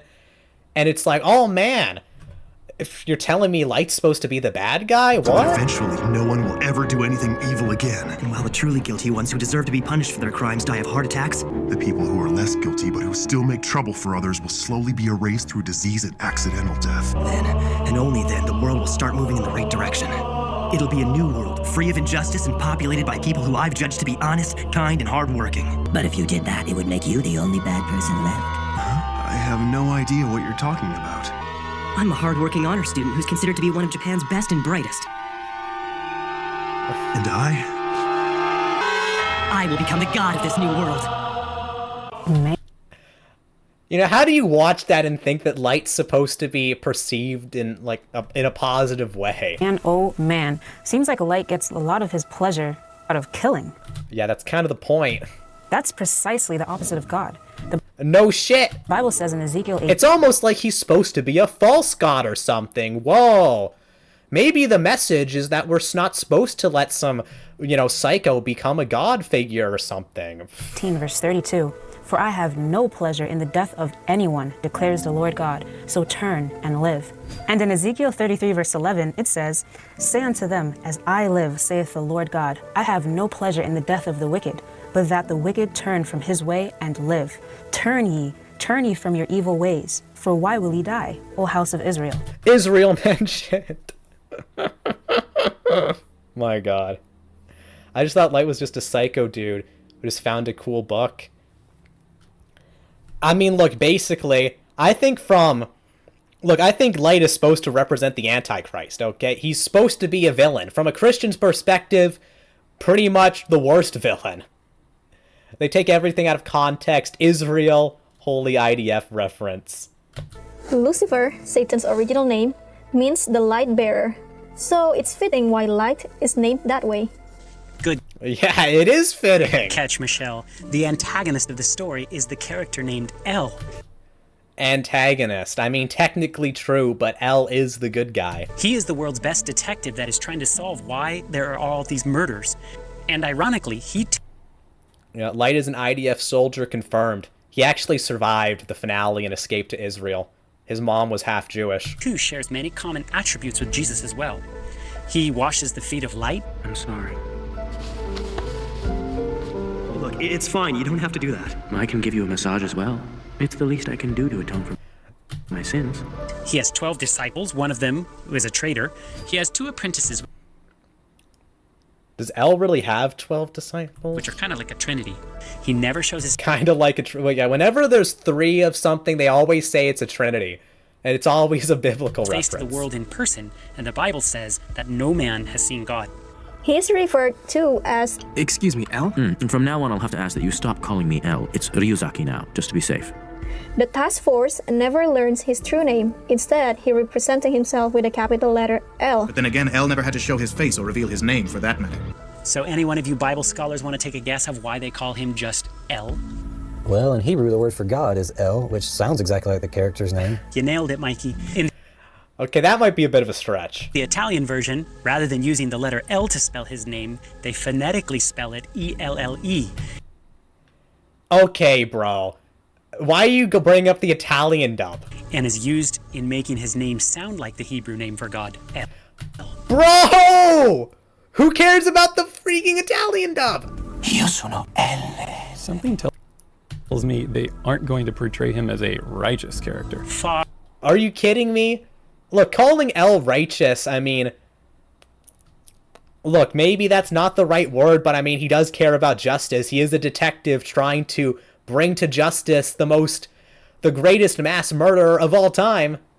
Hell, doesn't even have 12 disciples. Yeah, I don't know where that even came from. He has, I think it's 5 or 6 in the Kira squad. And then he has Mello and Nier. I don't think it's stated how many other kids are at the orphanage. Far from it. Even though the L shares these Christ-like parallels, he is the antagonist. They technically true, but in this case he's the good guy because Light is the villain. Portray him to be a liar who doesn't care about anyone, and he would cheat and manipulate anyone to achieve his selfish means. And when L is supposed to uphold the law, he's shown to have a shady side of him just to get what he wants. I mean, does L ever explicitly break the law or cheat or whatever? I mean, Nier kinda does, but I don't think L. It's as if the writers of this anime want you to see Satan as the real hero while they demonize the real Christ. How are you... This is the thing that's crazy. Who watches Death Note and thinks that Light is supposed to be the hero? You know, even the people who are pro-Light, which, I mean, I understand the argument, it's always with the caveat that, like, yeah, Light is a psychopath murderer, but the world he would make would be better in some way. You know, that's the argument that people might make. No one actually thinks that Light is the good guy, or a hero, or anything like that. That's probably why they make this character insensitive, cold, strange, and socially awkward. It's just another slam on the real Christ. Near the end of the series, Light ends up killing L and attends his burial. Notice near the end of the series, it's like episode 25 out of 38 or something. the imagery of the Christian crosses. Okay, so what exactly is the main message of the Death Note series? It attempts to answer what is justice. Light, who shares a lot of similarities as Satan, doles out his version of justice. With the gravesite marked with a golden cross, it's pretty obvious. Light is evil Jesus Algo, basically. The fuck am I looking at? I just got back eating lunch. We're watching Anime Exposed 4. Death Note and 7 Deadly Sins Dark Secret Origins full review breakdown. It's basically Satanic Panic Anime Edition. Is who they intended L to represent. L is also portrayed as passing out judgment, but in a shady way, where the end justifies the means. Sounds like the main theme should have been sympathy for the devil. Just like Satan thought he'd won the victory by killing Christ. You know, reminder that Light kills his dad. And he considers killing his other family members too. Light thinks that he won. This guy's gonna make a video saying JoJo is satanic, don't give him any ideas. Light eventually shows his devilish character. Yikes. Light shows his devilish character, no shit. Now everything that was in my way is gone, and everyone else still believes in me. It's only a matter of time before I get rid of the police. What do you think of that, Elle? This is my perfect victory! That's right! I win! How media illiterate do you have to be to watch that scene and think we're supposed to sympathize or empathize with Light? This is precisely what Satan wished would happen after he killed Christ. He wanted a permanent separation between heaven and earth. He wanted to refashion this world after his own likeness. His eyes are glowing red! From now on, I'm going to show you the creation of a new world. Whoa, scary stuff. Yeah, that's the point. I'm the god of the new world. There are so many parallels of this.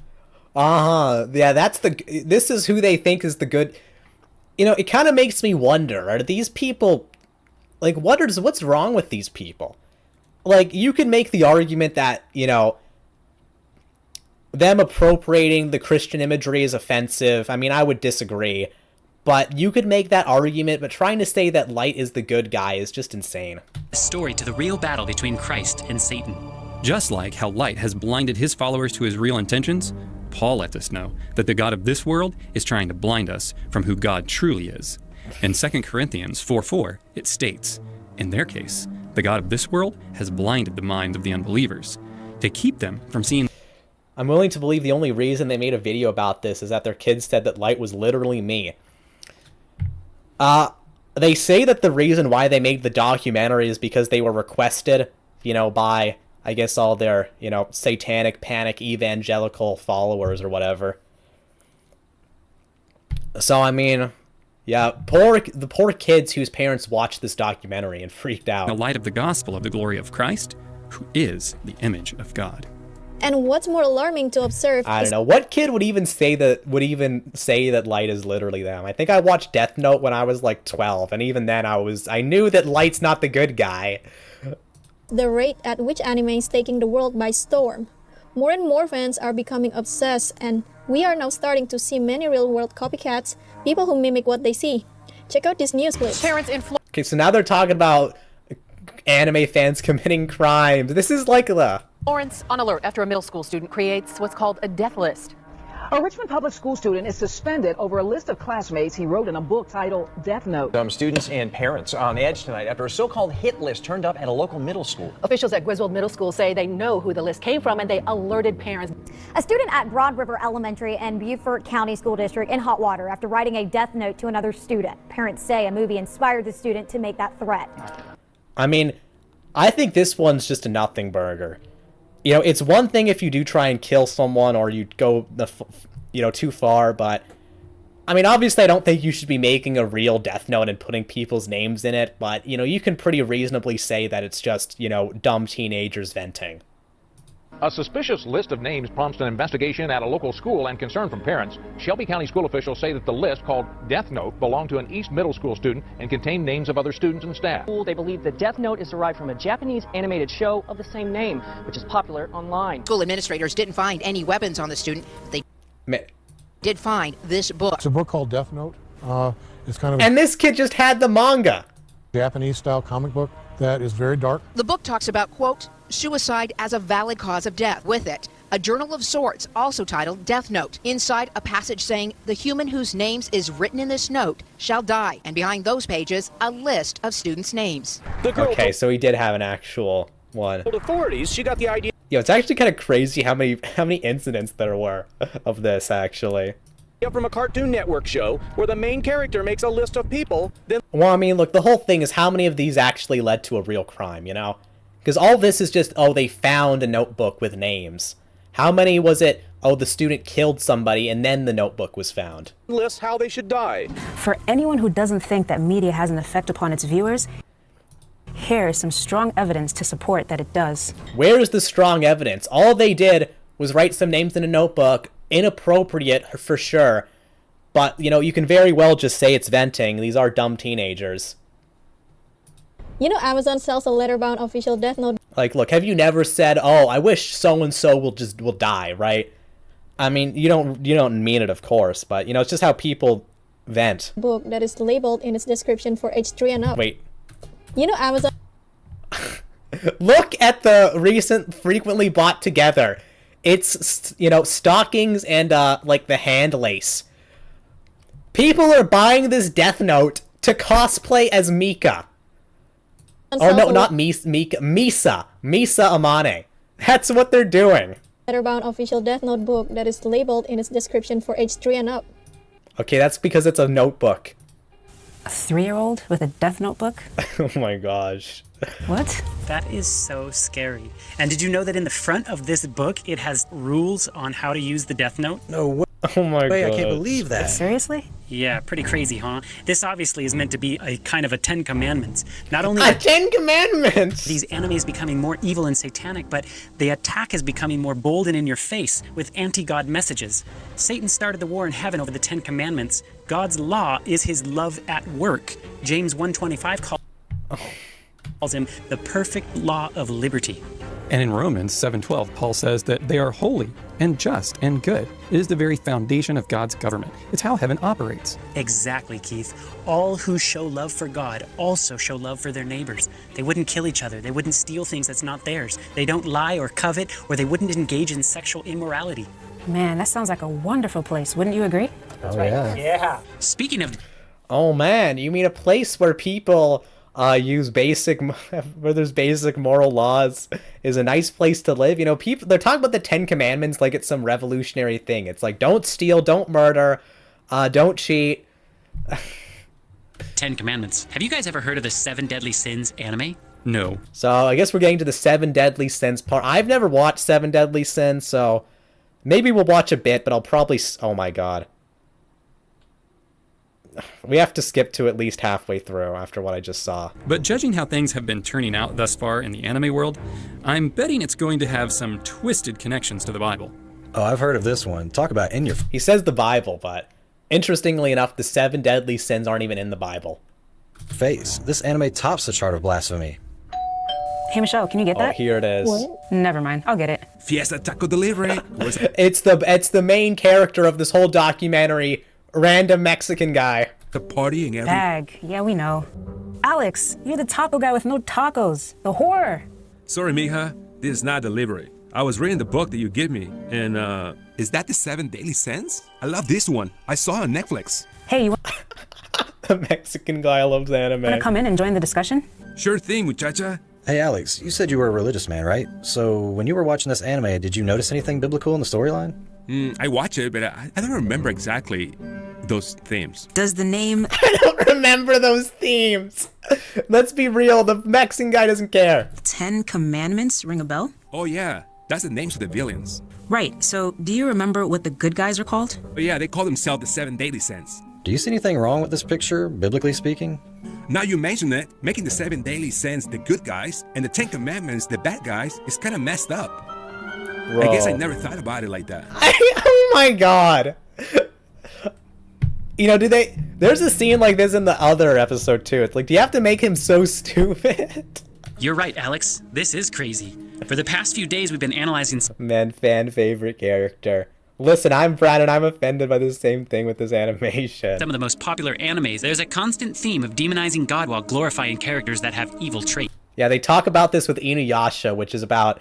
takes place in feudal Japan. before Japan was even introduced to Christianity. A lot of these animes weave subtle hints of blasphemy in them, but now we see an outright attack on God and his government. Exposure to this has to be desensitizing people to the point where they'll watch an anime where the good guys are called the 7 deadly sins and the bad guys are called the 10 commandments.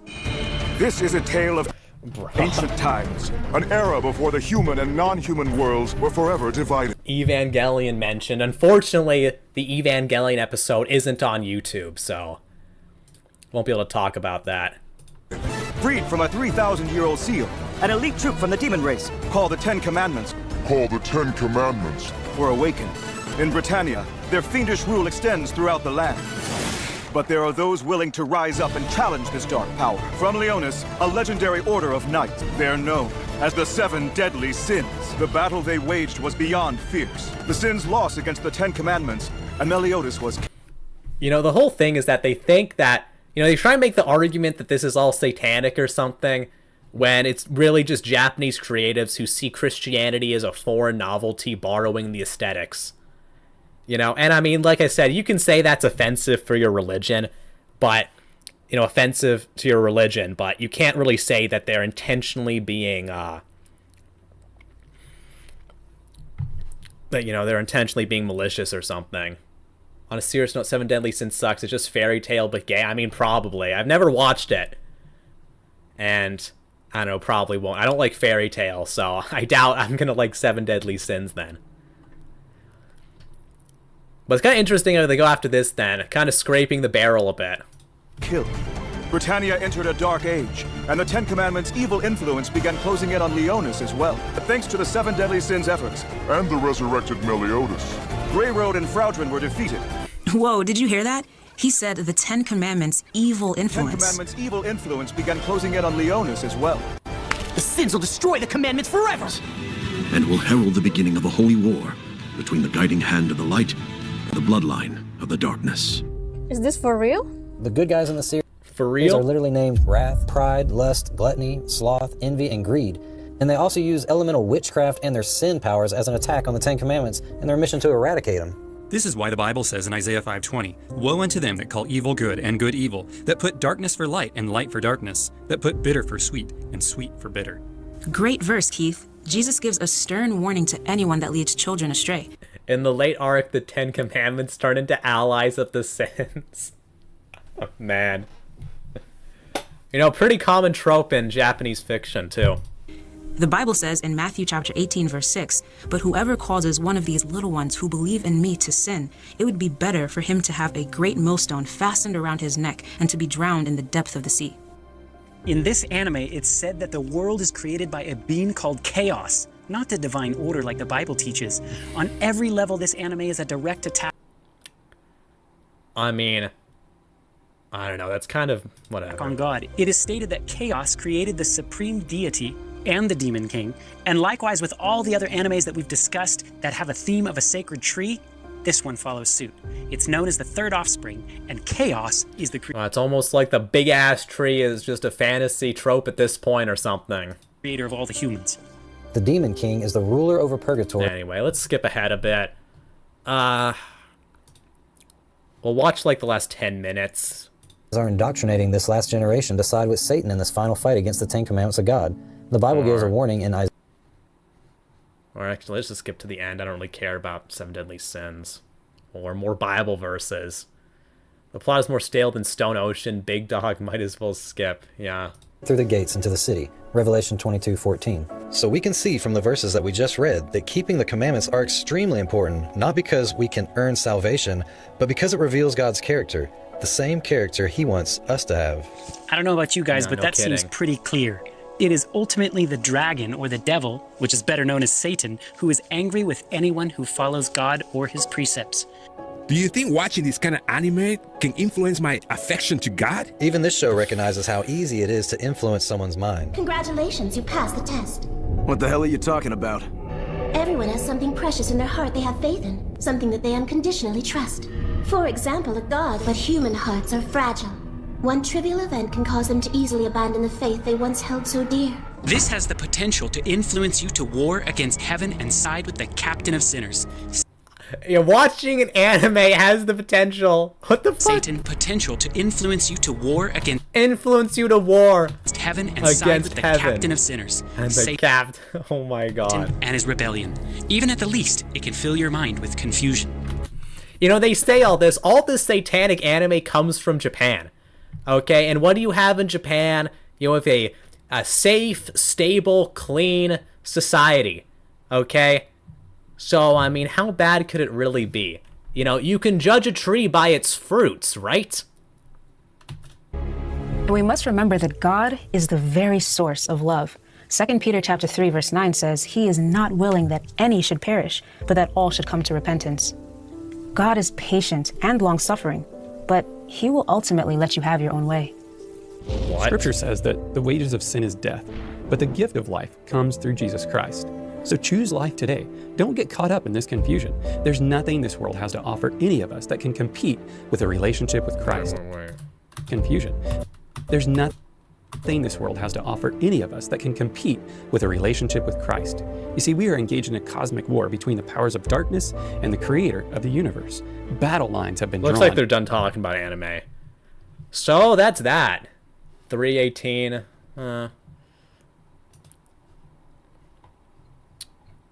I don't know. Maybe I think we'll skim through part 3 a little bit because it's not that long. And then after this, I think I'll probably just call felt it like I quits. had to go out and be different.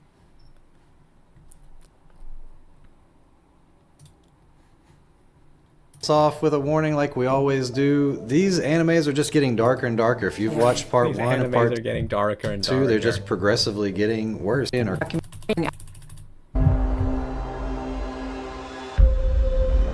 So this is episode 3. And I'm going to skip the first part because... Man, do I have some stuff to tell you guys. What's up? I was stuck in traffic. What'd I miss? You missed picking up the tacos. That's what you missed. What? How'd the Bible study go, Kendi? Stereotypical anime eyes, and they're talking about anime is exposed. My friend, you have not seen Berserk. Toon-Eye White Dragon. It was wild. I've never seen anything like it. Why? What'd you do? Perform an exorcism? Just about. The game my friend's brother, Rain, was playing. I don't even know where to begin. Rain is really into video games and started showing me this game he was playing. It was some anime-looking game called Shin Megami Tensei. Yeah, anime game. So this is where they really start scraping the barrel. Because, you know, I will argue, you know, I would defend SMT because I think it's a bit more nuanced. But I mean, you know, I'll give them a pass and say that SMT is anti-Christian or whatever. Okay, fine. All right. But but keep in mind, by the way, this is a sequel to a niche 3DS game. Okay? And it's not even an anime. It's a video game, right? And I would still say SMT is an anime game, but it's definitely a lot less of an anime game than something like Tales or even Persona. But anyways, I want to find this one part. Yeah, this. Exactly. Over 6. This is like So they're talking about SMT4 Apocalypse. some obscure game that barely anyone plays, right? Not exactly. And they go to the Wikipedia page for SMT4, so the wrong game. Over 600,000 And then they go to the reception, they say it sold 600,000 copies.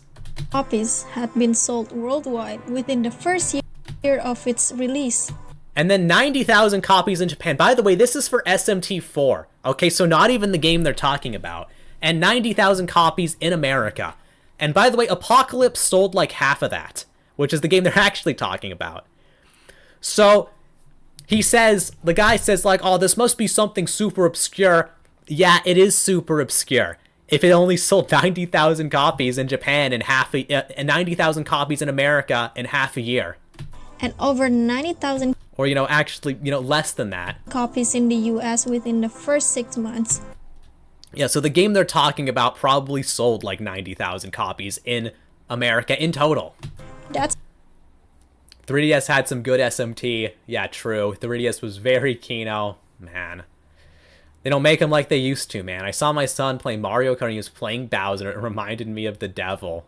Yo.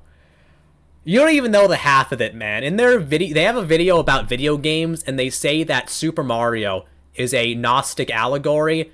Okay, they say that Mario is Adam and Eve, and the super mushroom is the fruit of knowledge of good and evil, and then Bowser is the serpent. I'm not even making it up, it's real. It's in my last stream. It's January 2014. Players give it 4.7 out of 5 rating. You guys really don't believe it? SMT is an anti-Christian in the sense of attacking Christians themselves. I mean, that's the thing. It basically is just another example of using Christian imagery to tell a more Japanese story. On GameStop.com. Considering this country is a Christian nation, that is shocking.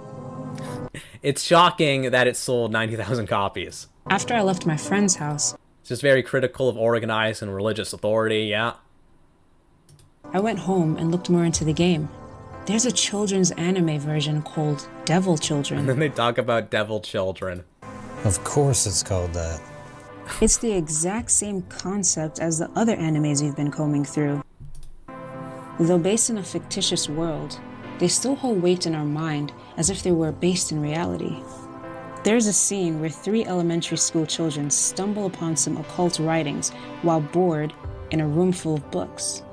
They flip through the pages, see some demons. Something more important's up here. On Go was...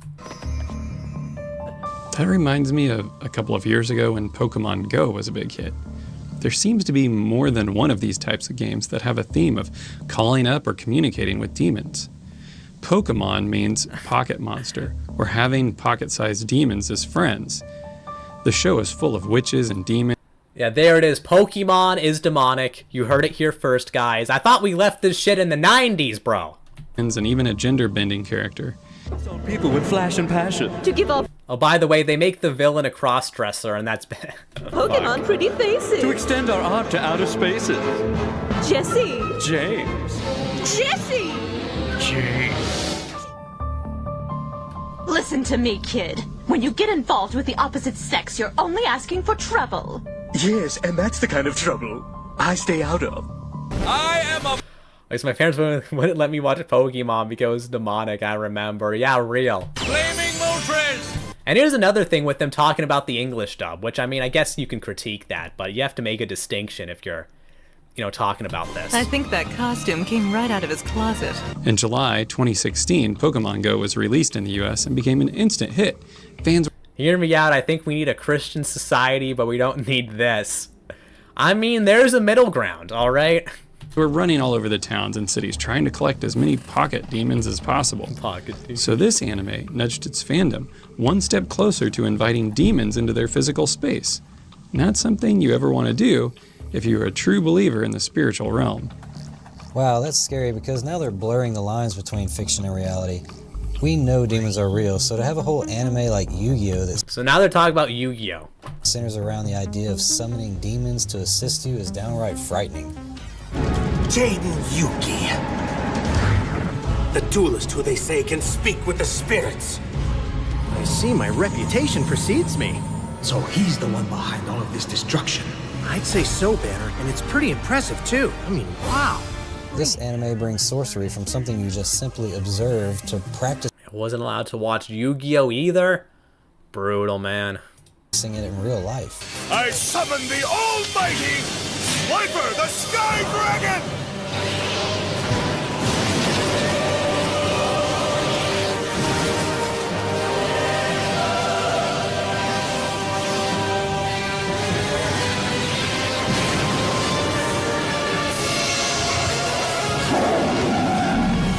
Yu-Gi-Oh! Is a series about demons manifesting through spell cards. Yeah, okay, this is starting to sound a little creepy.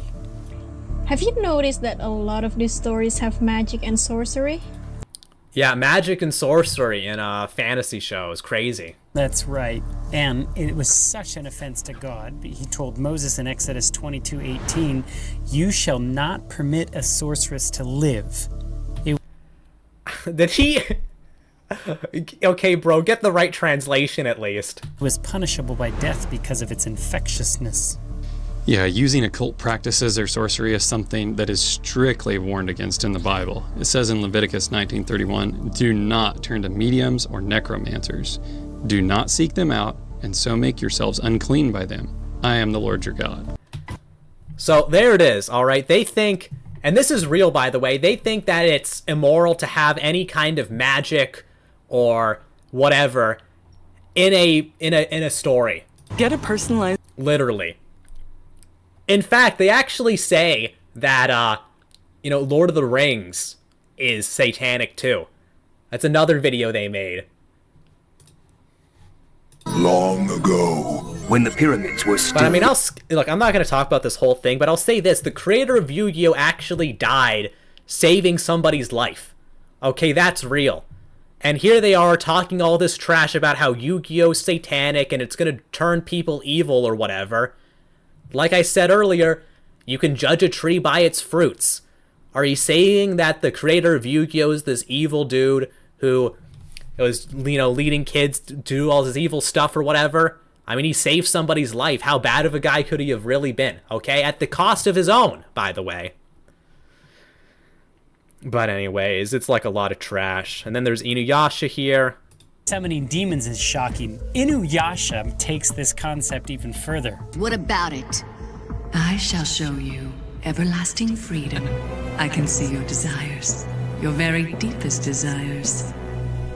Your true self, where your dark heart rules. You're but a despicable beast. That's a lovely message. Yeah, try to follow this white rabbit. This one's about a young girl named Kagome, who is a Kagome! How can they not pronounce any of the names right? They watch it in the English dub where they do pronounce them right, at least mostly. Incarnated priestess with the power to control a half-demon, half-dog named Inuyasha. His mission is to become a full demon just like his father. Tell me, do you still want to become a full demon? Yeah, of course I do. You're pretty strong already, don't you think? I'm gonna become a full-fledged demon. I've already made up my mind. Kagome falls in love with him. I love you as a half-demon, Inuyasha! Wait, what? He falls in love with a dog? It's a demon dog, actually. So now it's not just enough that they're communicating with demons, but now they're falling in love with them. How romantic. Bear in mind that Kagome is a middle schooler, probably somewhere in the range of 12 to 15 years old. She's 15, actually, which is canon, by the way. We're in junior high. Why do we have to write a report about a dumb fairy tale? So let's break this down. There is all kinds of occult imagery throughout this show. And look, another thing that's dishonest about this is... the whole thing is that this is about feudal Japan, okay? This is about yokai. I mean, they say demons in the translation, but in the show, they are yokai. So it has absolutely nothing to do with Christianity or Christian ideas of demons at all. It's something completely separate. And are you going to say it's immoral for, say, a Japanese person to write a story about their country's, historical mythology? I mean, that's a little much, don't you think? Jesus raised the dead. That's called necromancy in magic and ancient and fantasy sense. I mean, yeah, but Jesus was God, so he gets a pass, I guess. This show is so full of super satanic imagery. Super satanic. Those are the 5 elements of witchcraft. And the pentagram is a well-known symbol associated with Satanism. This is your true nature, Inuyasha. Be the full demon you've longed to become. Seal your human blood in this mirror and be true to your own wishes. What's going on now? If he transforms into his full demon, then it's all over for him. He can never be a half-demon again. Only by releasing the power of darkness can one realize true freedom. Yeah, terrible, isn't it? Even though the villain's saying those words, they still go into your subconscious. Okay, so by that logic, are you just not allowed to have villains in your story at all? Even if a villain is saying something bad, it goes into your subconscious, it's crazy. Was this cowrie thing also necessary to break the spell? They call any evil spirit or spirit unaligned with God to be a demon? I mean, look, they go further than that, man. Well, it was. The 5 treasures possessed represent the 5 elements. And those 5 elements are wood, fire, earth, metal, and water. Huh? One of the... So they're like, oh, it's the 5 elements. That's alchemy. That's witchcraft. Except, let's hear what he said. You know, can we turn on subtitles? 5 elements are wood, fire, earth, metal, and water. And water. Those aren't the 5 alchemical elements. The 5 alchemical elements are fire, earth, water, air, and aether. Okay? So we're missing air and aether, but we have wood and metal. So this is just something completely different. No villain, plot has to be a fairy tale. Nah, because in a fairy tale you have a villain. That's not how our subconscious works. Yeah. Exactly. Look, even a lot of fairy tales would be bad, according to these people. Because, you know, fairy tales will have magic or supernatural entities. You know, Cinderella has the fairy godmother. Obviously a witch. Obviously a satanic witch, right? One of the 5 treasures is the cloth of the fire rat.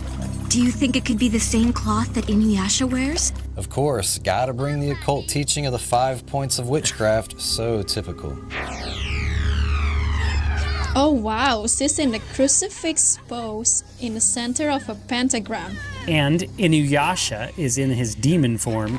He aims to hurt her, but she ends up kissing him. Inuyasha! I'm begging you, please don't change! Inuyasha!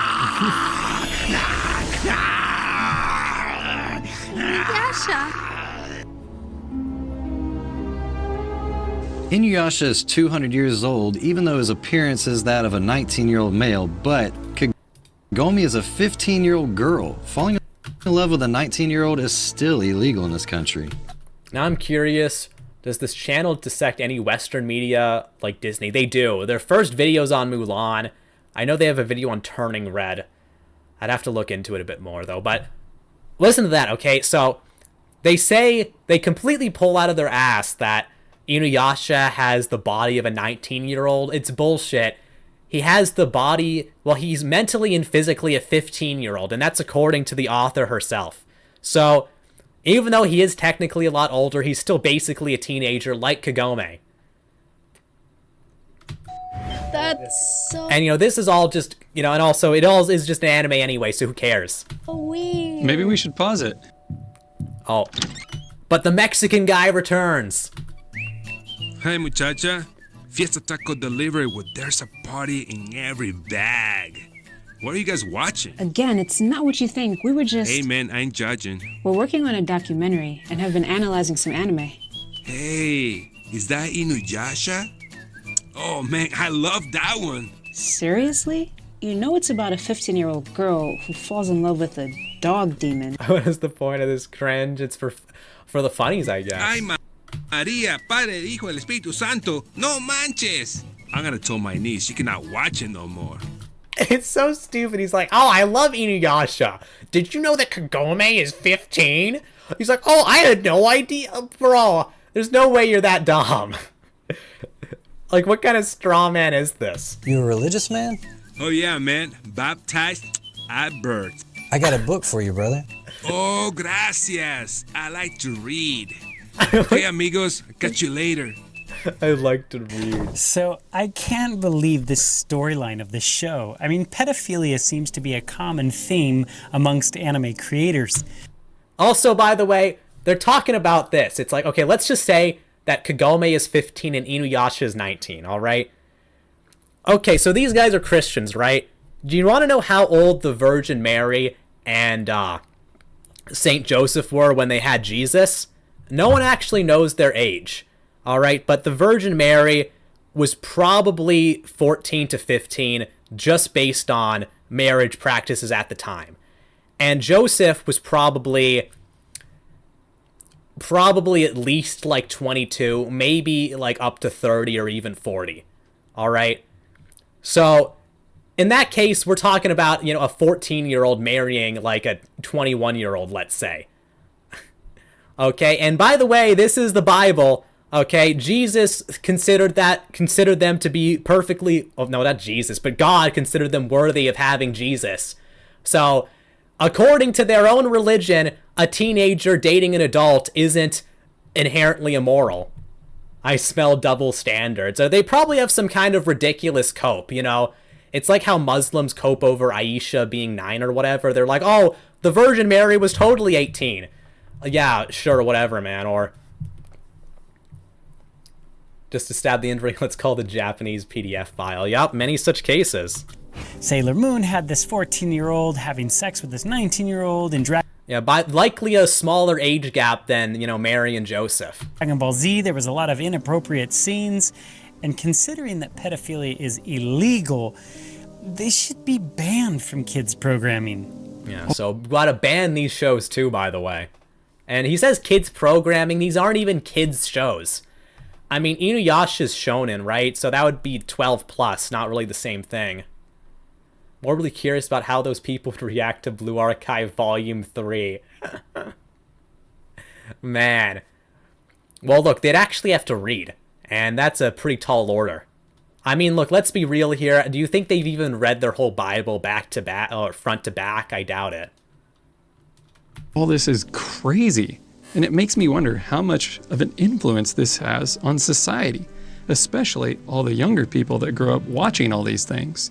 Whoa, says right here, tons of youth who watched the anime Death Note all had the same. I think we better tackle that one tomorrow. Otherwise, we'll be here all night. As it is, yeah, I'm gonna have a hard time falling asleep with all this nonsense in my head. Me too. I can't believe so many people are watching these things, let alone kids. That's why the Bible says, train up a child in the way he should go, and when he is old, he will not depart from it. You know, that brings up an interesting question. Because, you know, it's a bit well known that Christian kids tend to go off the rails a bit. I mean, I'll say this. I don't live in the most religious area, but, you know, I had this, you know, was friends with this one family, right? And they were very, very religious, evangelical. Okay? And, you know, the kids, I'll talk about the son first, okay? The son, super straight-laced, all right? I'm talking about, like, you know, total Boy Scout, all right? He ends up eventually, you know, when he grows up, he ends up deciding to eventually move out of his parents' place, right? He moves into this, you know, apartment, has a bunch of roommates, and he just goes off the rails. He starts partying. He's, you know, he's like got a new girlfriend every week or whatever. You know, even, you know, drinking heavily even. All right. And look, that kind of stuff happens a lot. I mean, even with like, and this was with the mom. I think we don't talk to them anymore because, you know, they did kind of go off the rails, as I said. But even the mom, I'm pretty sure they either got divorced or they're separated or something, because the mom goes on Instagram wearing like barely anything, you know, posting pictures of herself in skimpy clothes, going to these parties and stuff. I mean, it's crazy. And, you know, these were hyper Christians, right? And look, I'm not going to say all Christians are like that, but I mean, it's just, I'm throwing out some examples here. Personal anecdote. Proverbs 22:6. All right, I'll see you guys later. Bye. Bye. Oh wow, this stuff is going to give me some nightmares. And I will become the god of this new world. What do you think of that, El? This is my perfect victory! That's right! I win! It's honestly depressing. Yeah, no kidding, man. Be warned, any human who's used a death... Anyway, that's about it. I gotta find the video game one. I'll show you guys the clip from that. Video game. Oh my gosh, bro. Here it is, The Dark Origins of Nintendo. Spring, the unofficial New Year.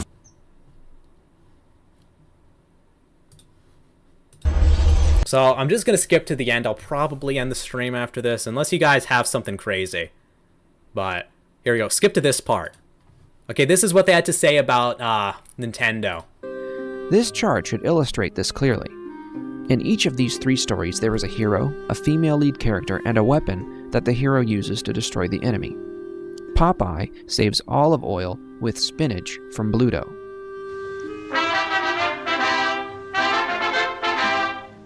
This spinach gives Popeye superhuman or almost godlike strength. In fact, it seems that there's nothing Popeye can't do when he eats spinach.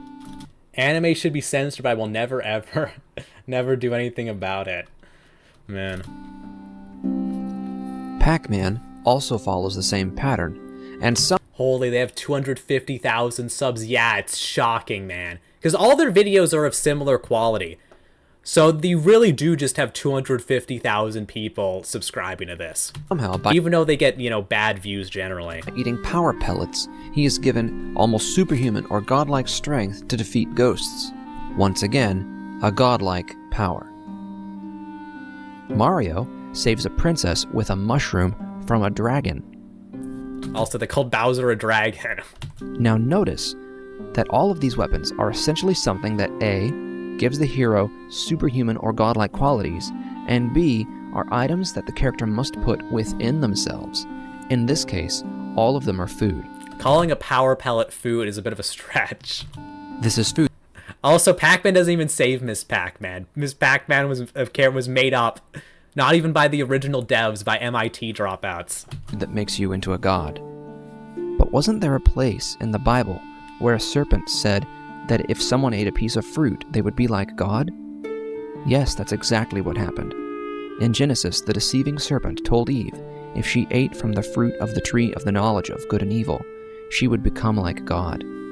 Because Eve doubted God, humanity had to be separated from their home in Eden and from the direct presence of God. Because they fell for his trick, evil came upon this world, all because he convinced Eve to eat a piece of fruit, and that fruit could transform her into a god. But these stories come from the angle that eating fruit that turns you into a god is good, just like Gnosticism, which teaches that the serpent saved us from God with an apple. Yeah, there it is, man. I got the order mixed up, but yeah, they literally do think that first off, Popeye, the whole reason why he eats spinach is that it's pro-vegetable propaganda, and the rest of this is just game mechanics, but no, this is obviously Gnostic, satanic allegory. I'm speechless. Yeah, me too. I couldn't even believe, the whole thing is that it's just crazy, you know? Like, I have no issues with Christians, but there's a limit, okay? And the crazy thing is that if you really want to make hit pieces on video games for being anti-Christian or movies or shows, there are plenty of good targets. Here's a fun fact. They don't have a video on BioShock Infinite. BioShock Infinite is explicitly an anti-Christian game. Alright, but for some reason they just decided not to make a video on that game specifically, even though their channel existed when that game came out, and it was very popular when it was released, but nope, no video. Or even something like Star Trek, which is, you know, significantly more popular, but no, they're burning resources talking about how Mario is actually the serpent. Actually, their order is messed up, because, I mean, the woman isn't the one who, whatever. The whole thing is stupid anyway. BioShock 3 is anti-white. Yeah, exactly. They even tagged Nintendo in the title. Look, BioShock 3, I mean, it's honestly kind of shocking. I kind of wonder if BioShock 3 came out nowadays, if it would be considered woke, because, I mean, it's honestly kind of blatant. Like, it's literally anti-Christian, anti-America, anti-white. And they really only lay off the very slightest bit to give themselves some plausible deniability. And they even backtrack. Like, I think it's Daisy Fitzroy. In the original game, she's like, oh, I'm going to kill this little white kid because he's a racist white kid. And then in the DLC, it's revealed that she didn't even want to kill the kid, all right? But she was forced to by the Lutesses, so actually she didn't do nothing. So the whole, you know, moral about how, oh, both sides are heckin' bad is total BS, because actually one side is really the bad guys. Vegetables are poisonous. Humans should be eating animal products like eggs and meat. Look, man, you need some vegetables, alright? Although, majority meat, way to go, I would say. But anyways, you know, that's the whole thing. What else do they even have in here? Call of Duty recruiting soldiers for Satan's army? What? Addiction or religion? Digital killers, murder simulation training. So this is just Jack Thompson level. How AI girlfriends are destroying dating and marriage? Bro! No Last of Us Part 2 video game is also anti-white and Christian. Yeah, you're right, there isn't. Why isn't there a Last of Us Part 2 video? You know, this is what I mean. And like I said, like, I'm not anti-Christian or anything, but this isn't a problem Christians have always had. They've always, you know, they always focus on stupid bullshit instead of actual real issues, you know? Like Jack Thompson, he spent all this time trying to ban Grand Theft Auto. Imagine if he spent those resources on something tangible, you know?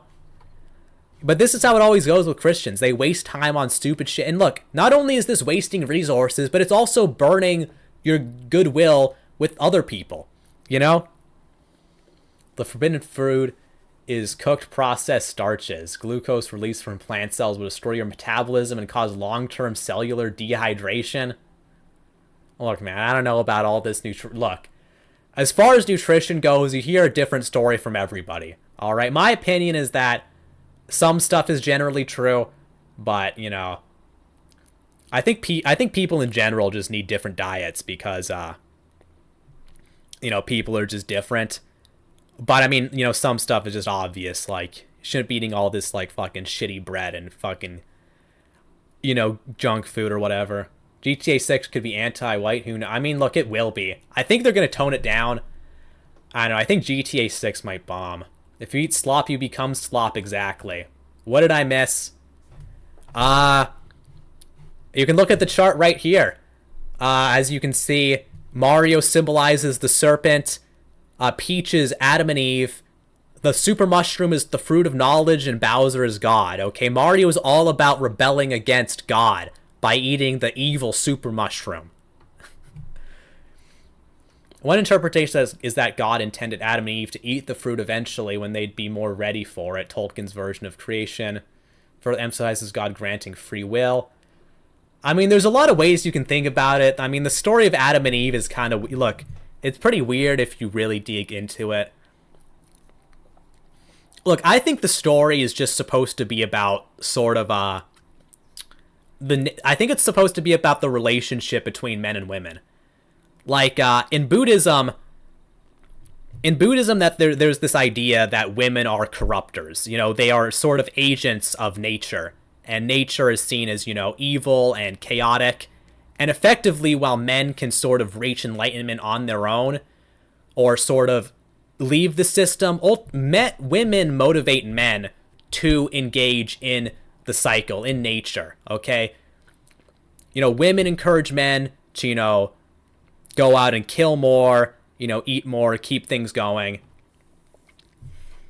And in Christianity, I kind of see it similar, as in, you know, as how a man can reach enlightenment if it weren't for women in Buddhism, you know, Adam would have remained in Eden for eternity if it weren't for Eve. You kind of get what I'm saying?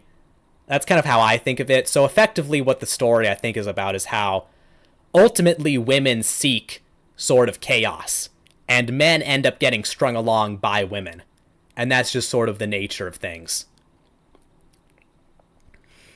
But, you know, there's a million interpretations. I'm not a Bible scholar, right? So, who knows? But anyways, that's probably it. What time are we at? Herbivores simply ferment the plants they munch on, farming the fatty bacteria that eat sugars. All herbivores consume these for animal proteins, fats, micronutrients. I mean, I guess. I mean, look, it's pretty stupid if you're a vegetarian. I'll say that much. You know, there's this one hilarious story. My uncle is a vegetarian, and this is when his, I think it was his fiance broke up with him. But he was just, because he became a vegetarian because of his fiance. And after this happened, he went to, it was McDonald's or something, and he got a burger, okay? He broke down, got a burger, and he was like, that was the most delicious thing I ever had. I can see why people eat like 5 of those, because they was that good. And I'm thinking, the burger wasn't that good. Your body just desperately needed meat, okay? You're starving yourself. Yeah. Anyway, though, I think that's about it. I mean, I could talk about Anita Sarkeesian, but I think I'll just end the stream. McDonald's burger. I don't think it was McDonald's. It was some other burger place. I forget which one. But who knows? If I had to guess, in 10 years, there'll be standard to fully personalized dietary recommendations.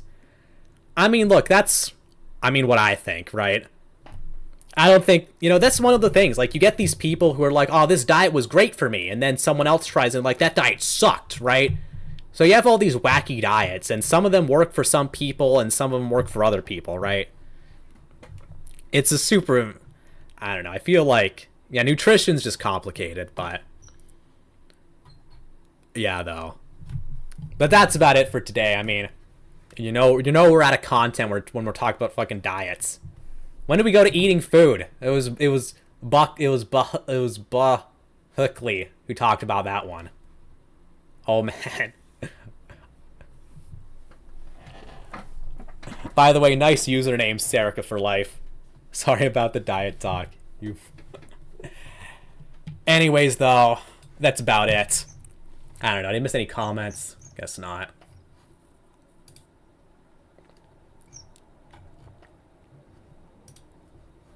Anyways, yeah.